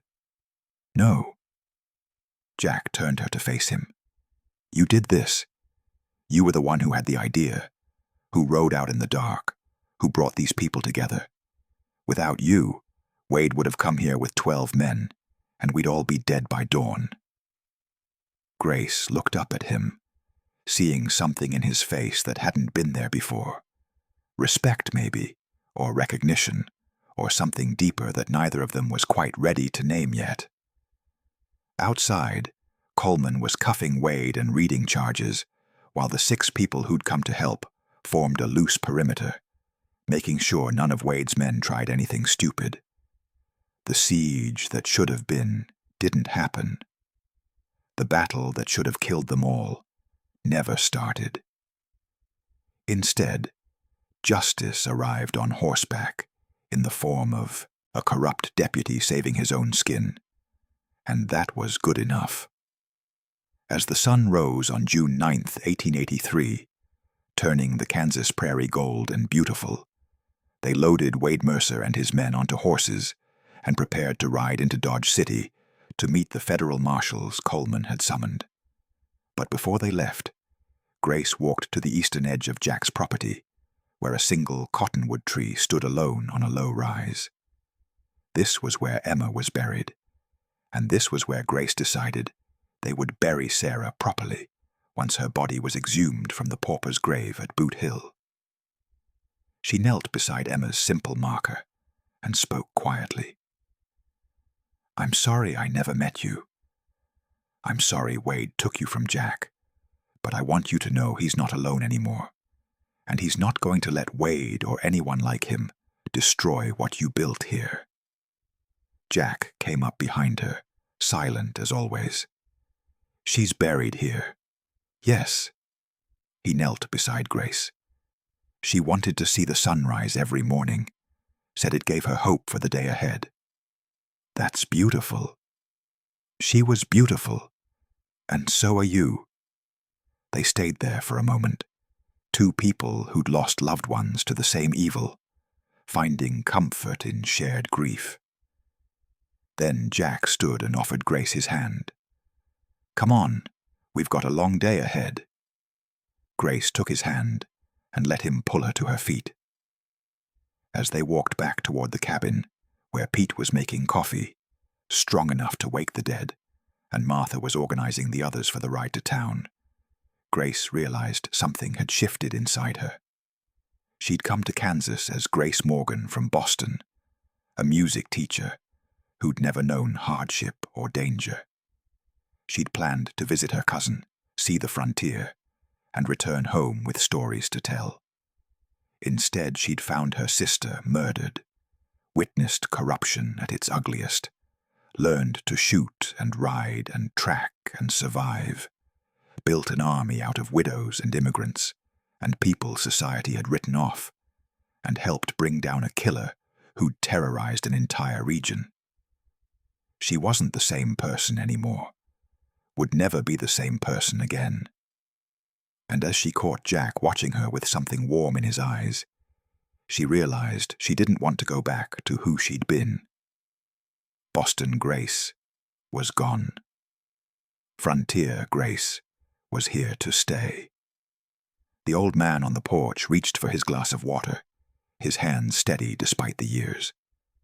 Tommy leaned forward on the step, eyes wide with anticipation. "This is where Grandma saved you, right?" Jack Brennan smiled, the expression softening the hard lines of his weathered face. "Saved all of us, boy, but not the way you'd expect. Your grandmother taught me something that night. Sometimes courage isn't about facing your enemy. It's about asking for help when you need it." The days following Wade Mercer's arrest moved with the strange rhythm of justice in the frontier, fast in some ways, slow in others, and always uncertain about which way things would ultimately fall. The federal marshals arrived from Wichita on the afternoon of June 9th, 1883, riding in with the authority of the United States government behind them and warrants for Wade Mercer's arrest on 12 counts of murder. Coleman's testimony, combined with the ledger Grace had stolen, and the second ledger Coleman had found in Wade's safe, provided documentation that was impossible to dispute. But documentation wasn't the same as bodies, and without bodies, defense lawyers could argue that the ledger was merely a record of land transactions, that the red marks meant something innocent, that Wade was being persecuted by jealous ranchers who resented his success. Which is why on the morning of June 10th, Grace Morgan found herself standing at Boot Hill Cemetery with a shovel in her hands and federal marshals watching as she prepared to exhume her sister's body. Jack stood beside her, his own shovel ready.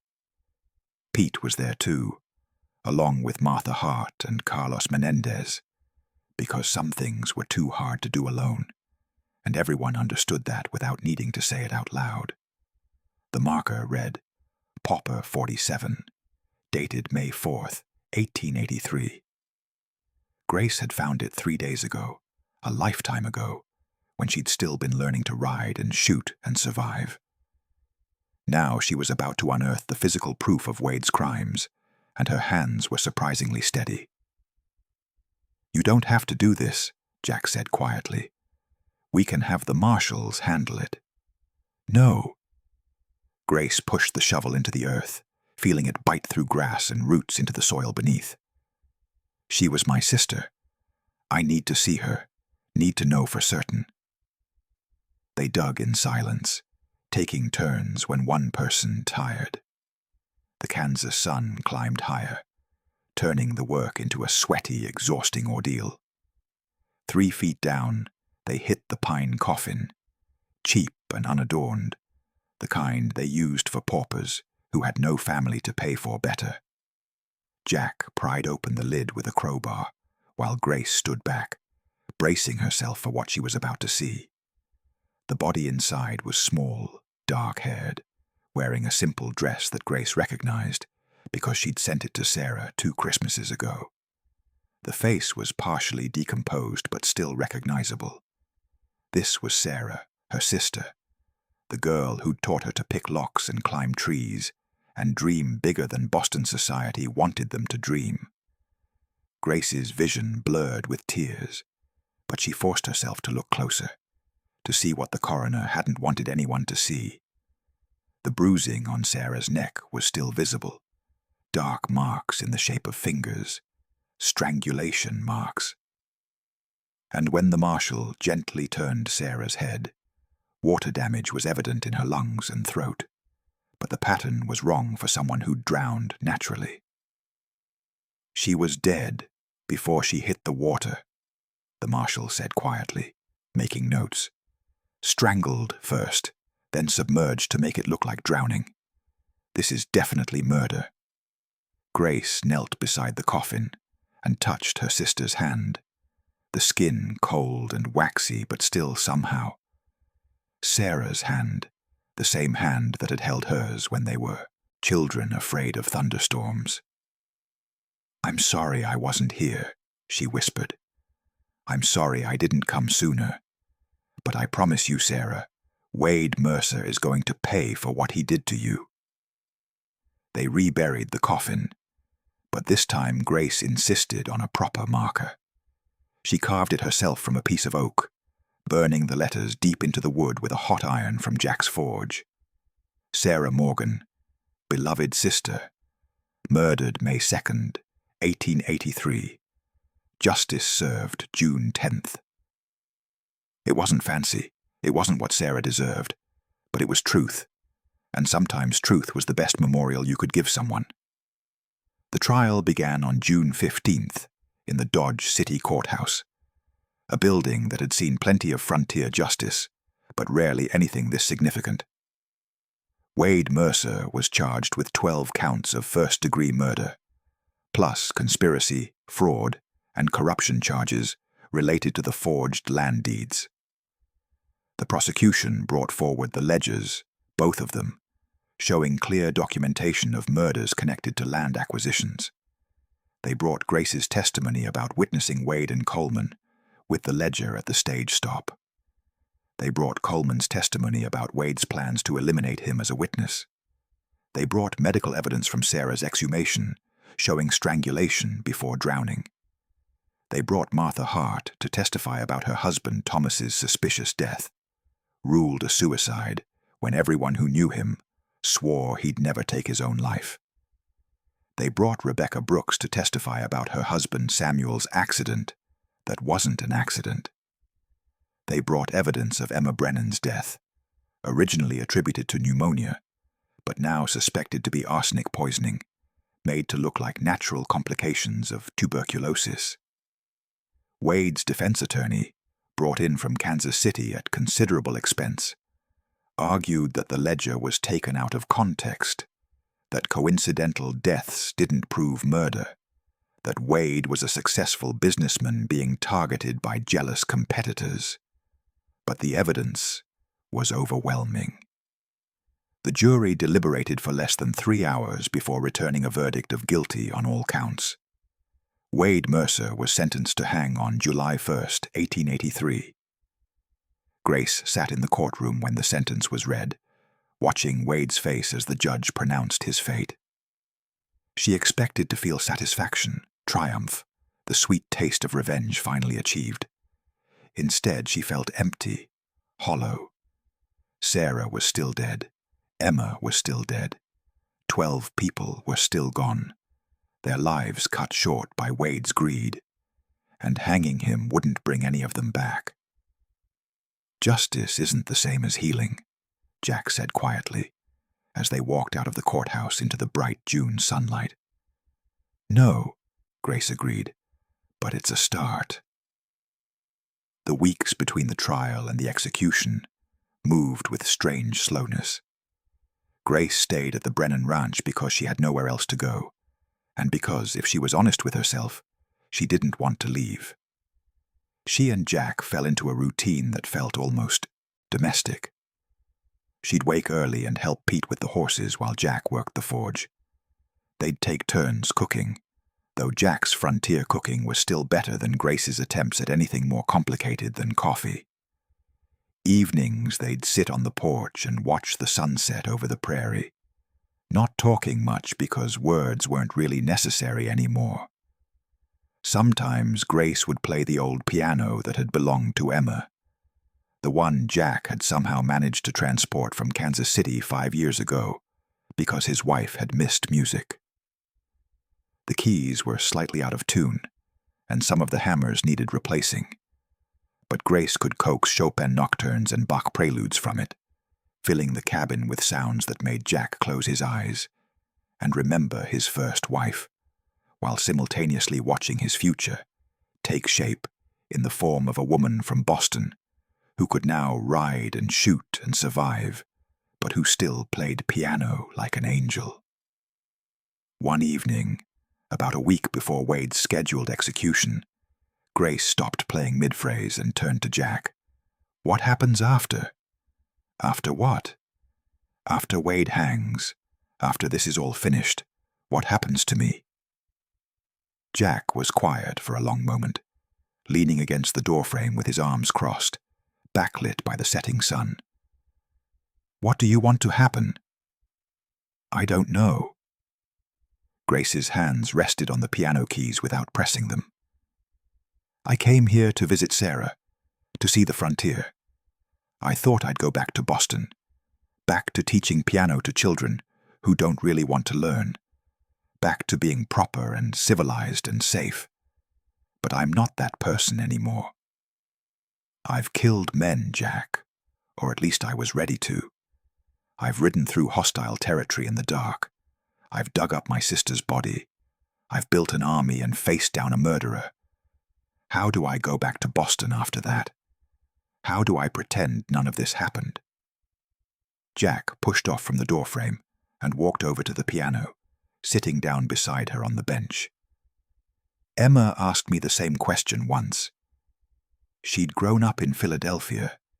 came west because her first husband was a surveyor.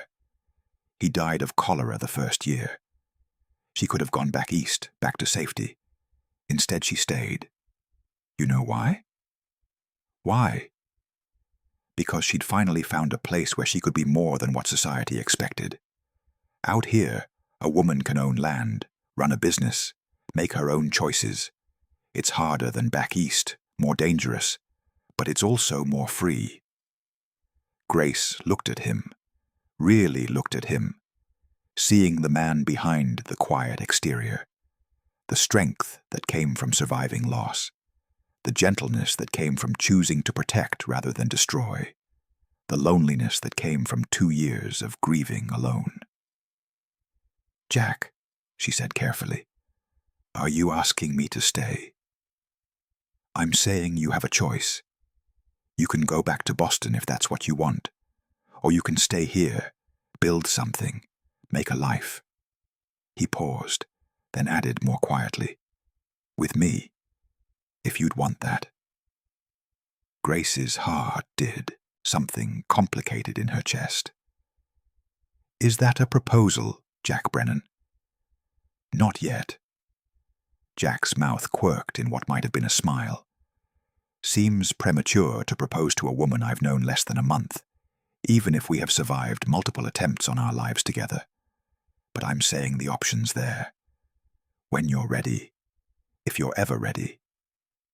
Grace turned on the piano bench to face him fully. "I'm not Emma. I know that. I don't know how to be a rancher's wife. I don't know anything about cattle or chickens or any of the practical things she probably knew. Emma didn't either when we first married. She learned. You'd learn too if you wanted to.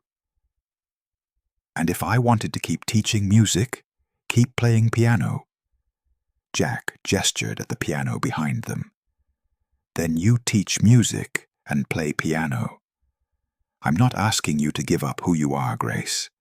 I'm asking if you want to discover who you could become." They sat there on the piano bench as the light faded outside and the cabin grew dark around them. Two people who'd been thrown together by violence and fear and had somehow found something gentler in the aftermath. "Ask me again," Grace said finally. "After the execution, after we've both had time to grieve properly and figure out what we really want. Ask me then, and I'll give you an answer." "Fair enough." Grace turned back to the piano and began playing again. A slow piece in a minor key that sounded like mourning and hope tangled together. And Jack sat beside her in the darkness and listened. July 1st, 1883. Dawn, clear and hot.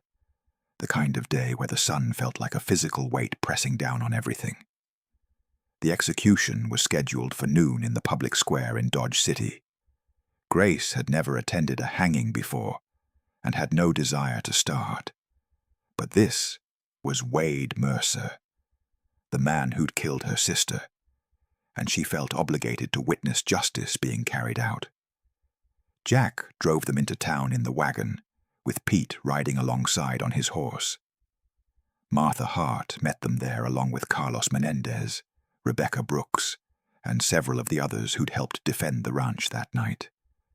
They stood together in a loose group, not celebrating but present, bearing witness. Wade was brought out at 5 minutes to noon, his hands bound, walking steadily between two marshals. He'd lost weight in the weeks since his arrest, his face gaunt, his eyes hollow, but his military bearing remained, spine straight, shoulders back, facing his death the way he'd probably faced battle during the war. The marshal read the charges and the sentence, asked if Wade had any last words. Wade looked out at the crowd, his gaze sweeping across the gathered townspeople, until it landed on Jack and Grace. For the briefest moment, something almost human flickered in his eyes. "You want to know the real reason, Brennan?" His voice carried across the silent square. "It wasn't just the land. I saw your Emma once, playing piano at the church social, reminded me of my wife before the war, before Quantrill burned everything I loved. The crowd murmured, but Wade kept talking, his eyes locked on Jack. I offered you good money for that ranch, enough to start over somewhere else with her. Thought maybe. He paused, jaw tight. But she chose you, chose this dirt farm over a man who could have given her a real life. So I made a choice too. If I couldn't have someone like her, you didn't deserve to keep her. Jack's hands clenched into fists at his sides, but he stayed silent, his face like stone. Wade's expression hardened again, the moment of vulnerability gone. I regret nothing, he said clearly. I built an empire from dust and blood. Progress doesn't care about the bodies it climbs over. The strong survive, the weak are forgotten. That's the only truth that matters. The marshal placed the hood over Wade's head, then the noose around his neck. Grace found she couldn't watch the actual moment. She turned her face into Jack's shoulder and felt his arm come around her, solid and protective. She heard the sound of the trap door opening, heard the crowd's collective gasp, heard the awful creak of rope taking sudden weight. When she looked again, Wade Mercer was dead, swinging slightly in the noon breeze. It's over, Jack said quietly. But it wasn't over, not really. Over would have meant Sarah was alive. Over would have meant Emma was alive. Over would have meant the 12 people in Wade's ledger got to go home to their families instead of lying in graves across the Kansas prairie. This was just ended, and ended wasn't the same thing at all. They buried Wade in Boot Hill Cemetery, far from the people he'd murdered, with no marker beyond a wooden stake and a number. Grace didn't attend that burial. She'd seen enough graves to last a lifetime. Instead, she rode out to Jack's ranch, to the cottonwood tree where Emma was buried, and she kept her promise. Sarah's coffin was exhumed a second time and reburied here in good soil under a spreading tree, next to the woman whose husband had avenged them both. Grace carved a new marker, more elaborate than the one at Boot Hill, burning Sarah's name and dates into oak that would last for years. Sarah Morgan, 1855 to 1883. Sister, dreamer, pioneer. She came west to build a life and found death instead, but her courage lives on in those who loved her. Below that, Grace added new words to Emma's marker. Emma Brennan, 1856 to 1881. Wife, musician, light in the darkness. She brought beauty to hard places and grace to hard times. Two women who'd never met, buried side by side, united by the man who'd loved one and was learning to love the other. Grace knelt between the graves and spoke to both of them. I don't know if you can hear me. I don't know if there's anything beyond this life, or if you're both just gone, dust and memory. But if you can hear me, I want you to know something. She paused, choosing her words carefully. Sarah, you taught me to be brave when I wanted, to be safe. You showed me that dreams were worth chasing even when they're dangerous. I'm staying in Kansas. I'm building the life you didn't get to finish. And I promise I'll make it something you'd be proud of. She turned slightly toward Emma's grave. Emma, I'm not trying to replace you. I could never replace you. Jack loved you in ways I'm only beginning to understand, but I think maybe there's room in his heart for both of us. Room for memory and hope. Room for grief and new beginnings. I hope that's okay with you. I hope you'd want him to be happy again. The wind whispered through the cottonwood leaves, and Grace chose to interpret that as approval from women who couldn't answer, but who she hoped somehow understood. Summer turned to autumn. The prairie grass changed from green to gold, to brown. Grace stayed at the ranch, sleeping in the small room that had been Emma's sewing room, learning to cook and clean and handle the hundreds of small tasks that came with frontier life. She also started teaching music. 3 children from neighboring ranches came twice a week to learn piano. Grace charged modest fees, enough to feel independent, but not so much that struggling families couldn't afford lessons. The sound of scales and simple melodies filled the cabin in the afternoons, and Jack claimed he didn't mind the noise. Pete taught her to handle cattle, to rope and brand and doctor sick animals. She wasn't good at it, but she was competent enough to help during the busy seasons. Martha Hart became a close friend, riding over once a week for coffee and conversation. 2 women who'd survived Wade Mercer's cruelty and built something stronger from the wreckage. And slowly, carefully, Grace and Jack learned each other, learned how to work together without getting in each other's way, learned each other's rhythms and habits and preferences, learned that sometimes silence was better than conversation, and sometimes conversation was necessary, even when silence was easier. On Christmas Eve 1883, 6 months after Wade's execution, Jack asked Grace to take a walk with him after dinner. They walked out to the cottonwood tree where Sarah and Emma were buried, which should have been morbid, but somehow wasn't. This tree had become a place of peace rather than sorrow, a place where past and future existed, together without conflict.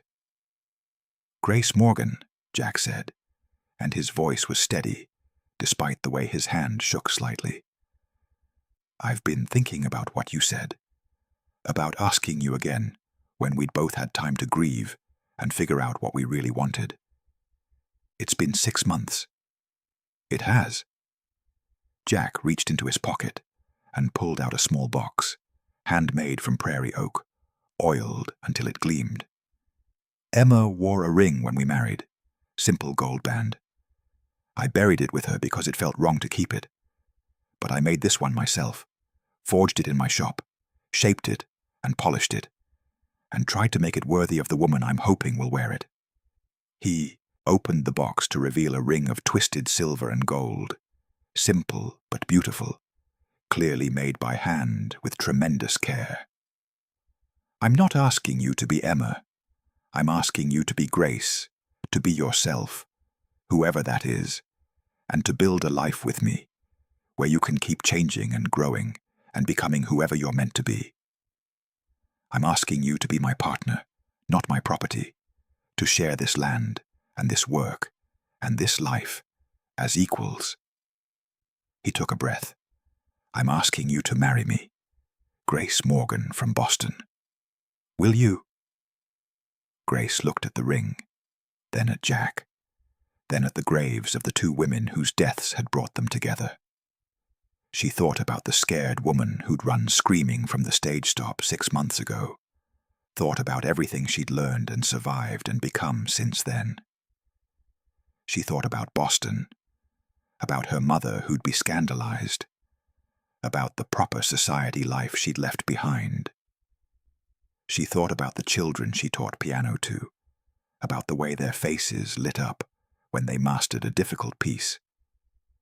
She thought about Martha's friendship and Pete's gruff affection, and the community of survivors who'd become her found family. She thought about the way Jack looked at her like she was capable of anything, the way he'd taught her to ride and shoot and survive, without ever making her feel inadequate, the way he played with fire in his forge and created beauty from raw metal, the way he grieved honestly and loved carefully and protected fiercely.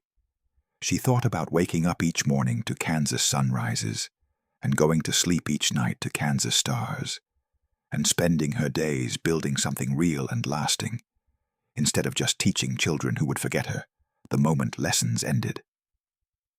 "Yes," she said. "Yes, I'll marry you." Jack's face transformed, relief and joy breaking through his usual reserved expression. He took the ring from the box and slid it onto her finger. It fit perfectly, warm from his hand, solid and real. They were married on New Year's Day, 1884, in a small ceremony at the ranch. Martha officiated, reading from a Bible, and from her memory of marriage ceremonies she'd attended over 60 years of life. Pete stood as Jack's best man, wearing a suit he'd probably owned since the Civil War. Carlos and Rebecca and the others who'd helped defend the ranch attended, along with a dozen neighbors who'd heard the story and wanted to be part of the celebration. Grace wore a simple dress she'd sewn herself, practical blue wool that could be worn again instead of fancy white that would hang unused in a closet. She carried wild prairie flowers that Clara Schmidt had somehow found blooming in a sheltered spot despite the winter cold. Jack wore his best shirt and trousers, his face clean-shaven for once, his hair slicked back, looking uncomfortable and earnest and absolutely sincere. "Do you, Jack Brennan, take this woman to be your lawfully wedded wife, to have and to hold, in sickness and in health, for richer or poorer, as long as you both shall live?" "I do." "And do you, Grace Morgan, take this man to be your lawfully wedded husband, to have and to hold, in sickness and in health, for richer or poorer, as long as you both shall live?" Grace looked at Jack and thought about all the lives she could have lived, the safe life in Boston, the predictable life teaching music to society children, the proper life her mother had planned for her. And then she thought about this life, this hard, dangerous, beautiful free life, where she could be more than just proper, where she could be strong and capable and valued for her courage as much as her piano playing. "I do," she said, and meant it with everything she was. Martha pronounced them husband and wife, and Jack kissed Grace carefully, sweetly, like she was precious and fragile, despite knowing full well she was neither. The celebration that followed was simple, but joyful.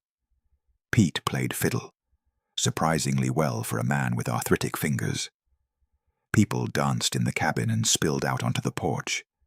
Someone brought whiskey, and someone else brought apple cider, and someone else brought a cake that was slightly lopsided, but tasted perfect. As the sun set and the temperature dropped and the celebration began to wind down, Grace found herself standing on the porch with Jack, watching their guests depart, wagon by wagon and horse by horse, until they were alone with Pete, who tactfully announced he was sleeping in the barn tonight to give them privacy. "Mrs. Brennan," Jack said, testing out the name. Grace smiled. "Mrs. Brennan," she agreed. "It sounds strange. You'll get used to it." "I suppose I will. I've gotten used to stranger things, like sleeping on a cot instead of a feather mattress, like coffee that could strip varnish, like you." Jack laughed, a rare sound that Grace was learning to treasure. "Like me?" "Like you. Quiet, stubborn, impossibly patient Jack Brennan, who saved my life and taught me to survive, and somehow convinced me that Kansas was home." He pulled her closer, and they stood together watching the stars come out over the prairie. Two people who'd been strangers 6 months ago, and were now bound together by law and choice, and something deeper that didn't have a name yet, but felt like it might eventually be called love. Winter passed into spring, spring into summer. Grace discovered she was pregnant in April of 1884, a revelation that terrified and delighted her in equal measure. Jack was cautiously optimistic, but Grace could see the fear in his eyes. He'd lost Emma. He'd lost so many people. The thought of losing Grace, too, losing a child, too, was written in every careful gesture, every worried glance. "I'm not Emma," Grace reminded him gently, when he tried to forbid her from riding or working, or doing anything more strenuous than breathing. "I'm not sick," I'm pregnant. Women have been doing this since the beginning of time. I know, but humor me anyway. So Grace humored him, accepting help with tasks she could have done herself, letting Pete and Jack handle the heavier ranch work, spending more time teaching piano and less time chasing cattle.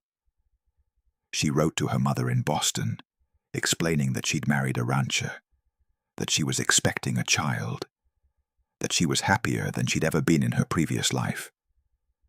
Her mother's response was predictably horrified.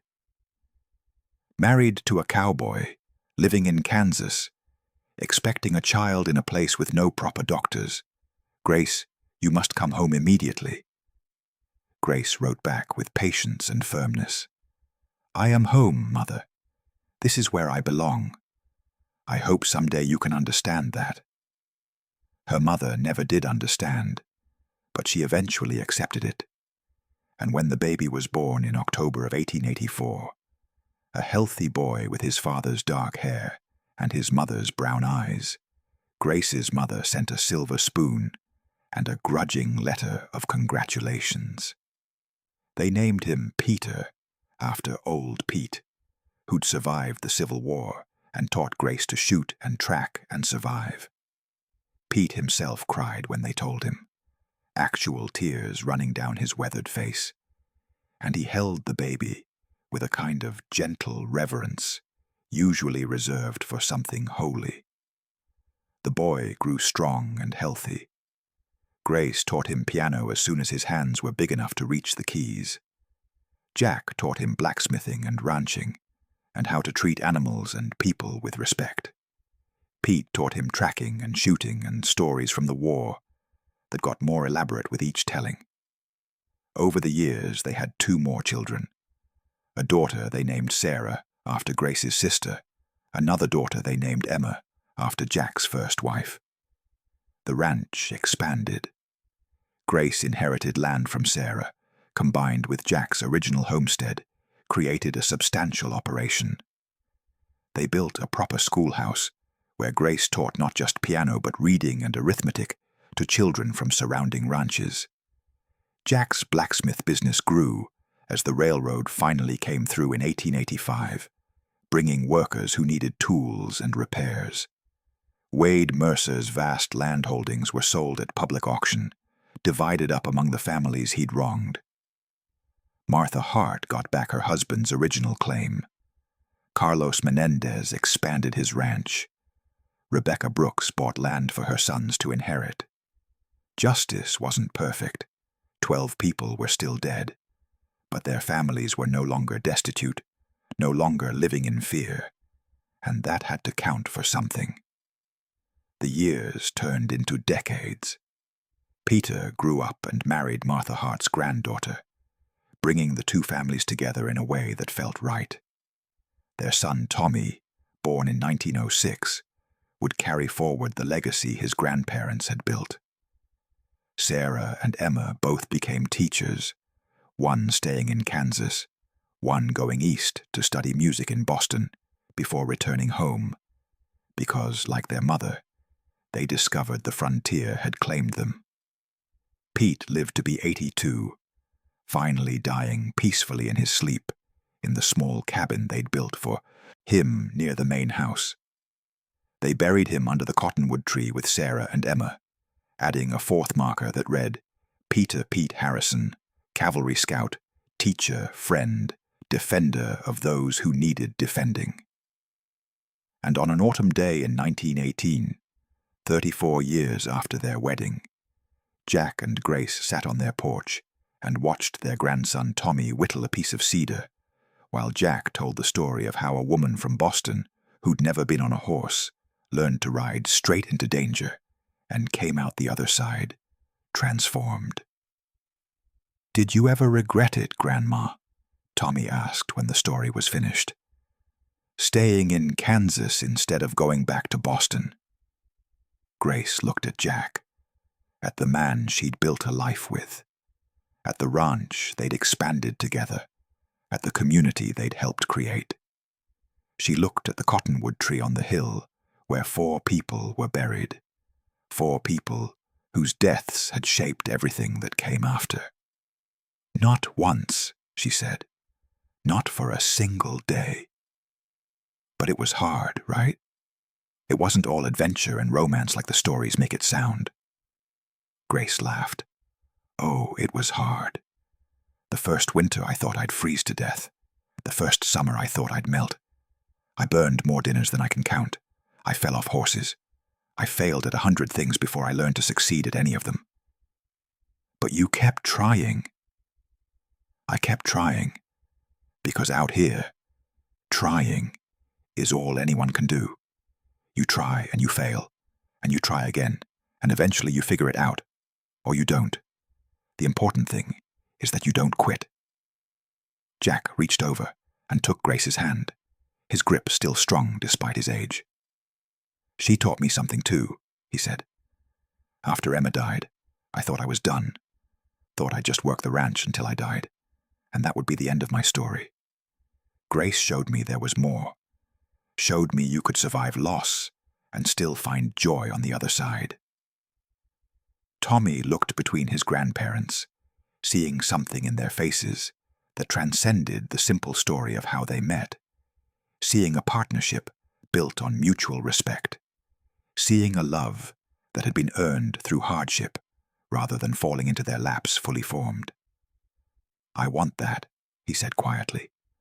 "When I grow up, I want to find someone who makes me brave." Grace smiled. "Then you will. But remember, Tommy, bravery isn't about not being scared. It's about being terrified and doing what needs to be done anyway. It's about asking for help when you need it. It's about standing up for what's right, even when the odds are against you."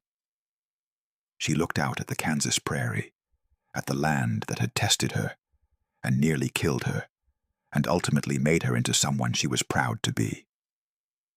It's about looking at a horse you've never ridden and climbing on anyway, knowing you might fall, but also knowing that some journeys are worth the risk of falling. The sun dropped lower, painting the sky in shades of orange and gold, the same colors that had painted Grace's first desperate ride across this prairie 35 years ago, when she'd been running for her life and didn't know how to do anything except trust a stranger who'd decided she was worth saving. That stranger sat beside her now, his hand warm in hers, his presence as steady and reliable as it had been that first terrifying morning. "Some stories start with a scream," Jack said, "but the best ones end with a legacy." And as Grace sat on that porch with her husband and grandson, with her children and grandchildren, carrying on the life they'd built, with the ranch thriving and the community strong, and justice served even if imperfectly, she knew they'd built something worth the screaming, worth the fear, worth every hard lesson and painful loss. They'd built a life, a real one, the kind that lasted. And that, Grace thought, as the Kansas sun set one more time over the prairie she'd learned to call home, was worth every terrifying moment of learning to ride. Tommy was quiet for a long moment, the piece of cedar wood forgotten in his hands. He looked at the old Colt 45 Peacemaker hanging on the wall, the same gun his grandfather had carried 35 years ago. "Grandpa," he said slowly, "when I'm scared of something, how do I know if I should run or stay and fight?" Jack Brennan looked at his grandson, seeing in the boy's eyes the same question he had asked himself that June morning when a terrified woman had crashed into his life. "You listen here, boy. Being scared doesn't make you a coward. Running when you need to doesn't make you weak. What matters is whether you're running toward something worth protecting or running away from who you're meant to be." He reached over and squeezed Grace's hand, weathered fingers intertwining with hers. "Your grandmother taught me that. She could have run back to Boston, could have pretended none of it happened. Instead, she ran toward the fight, asked for help when she needed it, became someone new instead of staying someone safe. Grace smiled, her eyes soft with memory. "And your grandfather," she added quietly, "heard someone screaming and decided she was worth saving." Tommy looked between his grandparents, understanding something deeper than the adventure story he'd heard. He picked up his whittling again, but his hands moved with more confidence now, shaping the cedar with purpose. The sun dropped below the horizon. The Kansas prairie turned from gold to purple to deep blue twilight.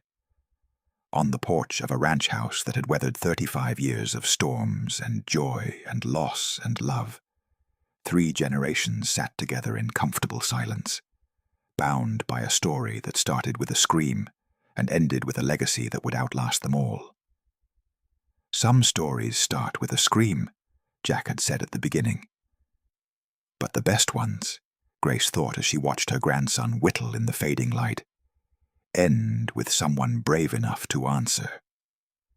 And as darkness fell over the Kansas prairie and the first stars began to appear overhead, Grace Morgan Brennan closed her eyes and listened to the wind whisper through the grass, carrying with it the echoes of that long-ago scream, the thunder of hoofbeats, the crack of rifles, and underneath it all, the steady, certain rhythm of a life well lived, a legacy earned, and a love that had survived everything the frontier could throw at it. But wait, there's more to this story than even Tommy knows, because what happened next would test everything Jack and Grace had built, would challenge their courage one final time, and would prove that some battles are never truly over, that some enemies never truly die, and that the greatest test of strength isn't surviving one terrible day, but building something strong enough to withstand all the days that follow. Because 3 years after Wade Mercer's execution, on a cold November morning in 1886, a stranger would ride up to the Brennan Ranch with news that would shake their world to its foundation. News that would force Grace to pick up a rifle one more time. News that would prove that justice delayed isn't always justice denied, and that sometimes the most dangerous enemy isn't the one you've already defeated, but the one you didn't know was waiting in the shadows all along. If you've made it this far in the story, then you know what Grace and Jack learned on that terrifying June morning in 1883. That courage isn't the absence of fear, but the decision to act despite it. That family isn't just blood, but the people who stand beside you when the bullets start flying. And that home isn't where you're born, but where you choose to fight for something bigger than yourself. Their story didn't end with Wade's hanging. It only began there. And what came next would test them in ways they never imagined. But that, as Jack would say with that slight smile of his, is a story for another day. If you want to hear what happened when that stranger rode up to the ranch in 1886, if you want to know what news he brought that made Grace's blood run cold and Jack reach for his Colt one more time, if you want to discover the final chapter of their story, the one that would cement their legacy forever and prove that some loves are worth fighting for, not just once but over and over again, until the very end, then you need to subscribe to my channel right now. Hit that subscribe button and ring the notification bell because you won't want to miss what happens next. And while you're at it, smash that like button if this story grabbed you, if Grace's courage inspired you, if Jack's quiet strength moved you, if Pete's wisdom made you smile. Because your likes tell me you want more stories like this, more tales of ordinary people doing extraordinary things, more accounts of courage in the face of impossible odds. And here's a question for you, something to think about as you go about your day. If you were in Grace's position, running for your life from men with rifles, with no skills and no hope, and nothing but terror driving you forward?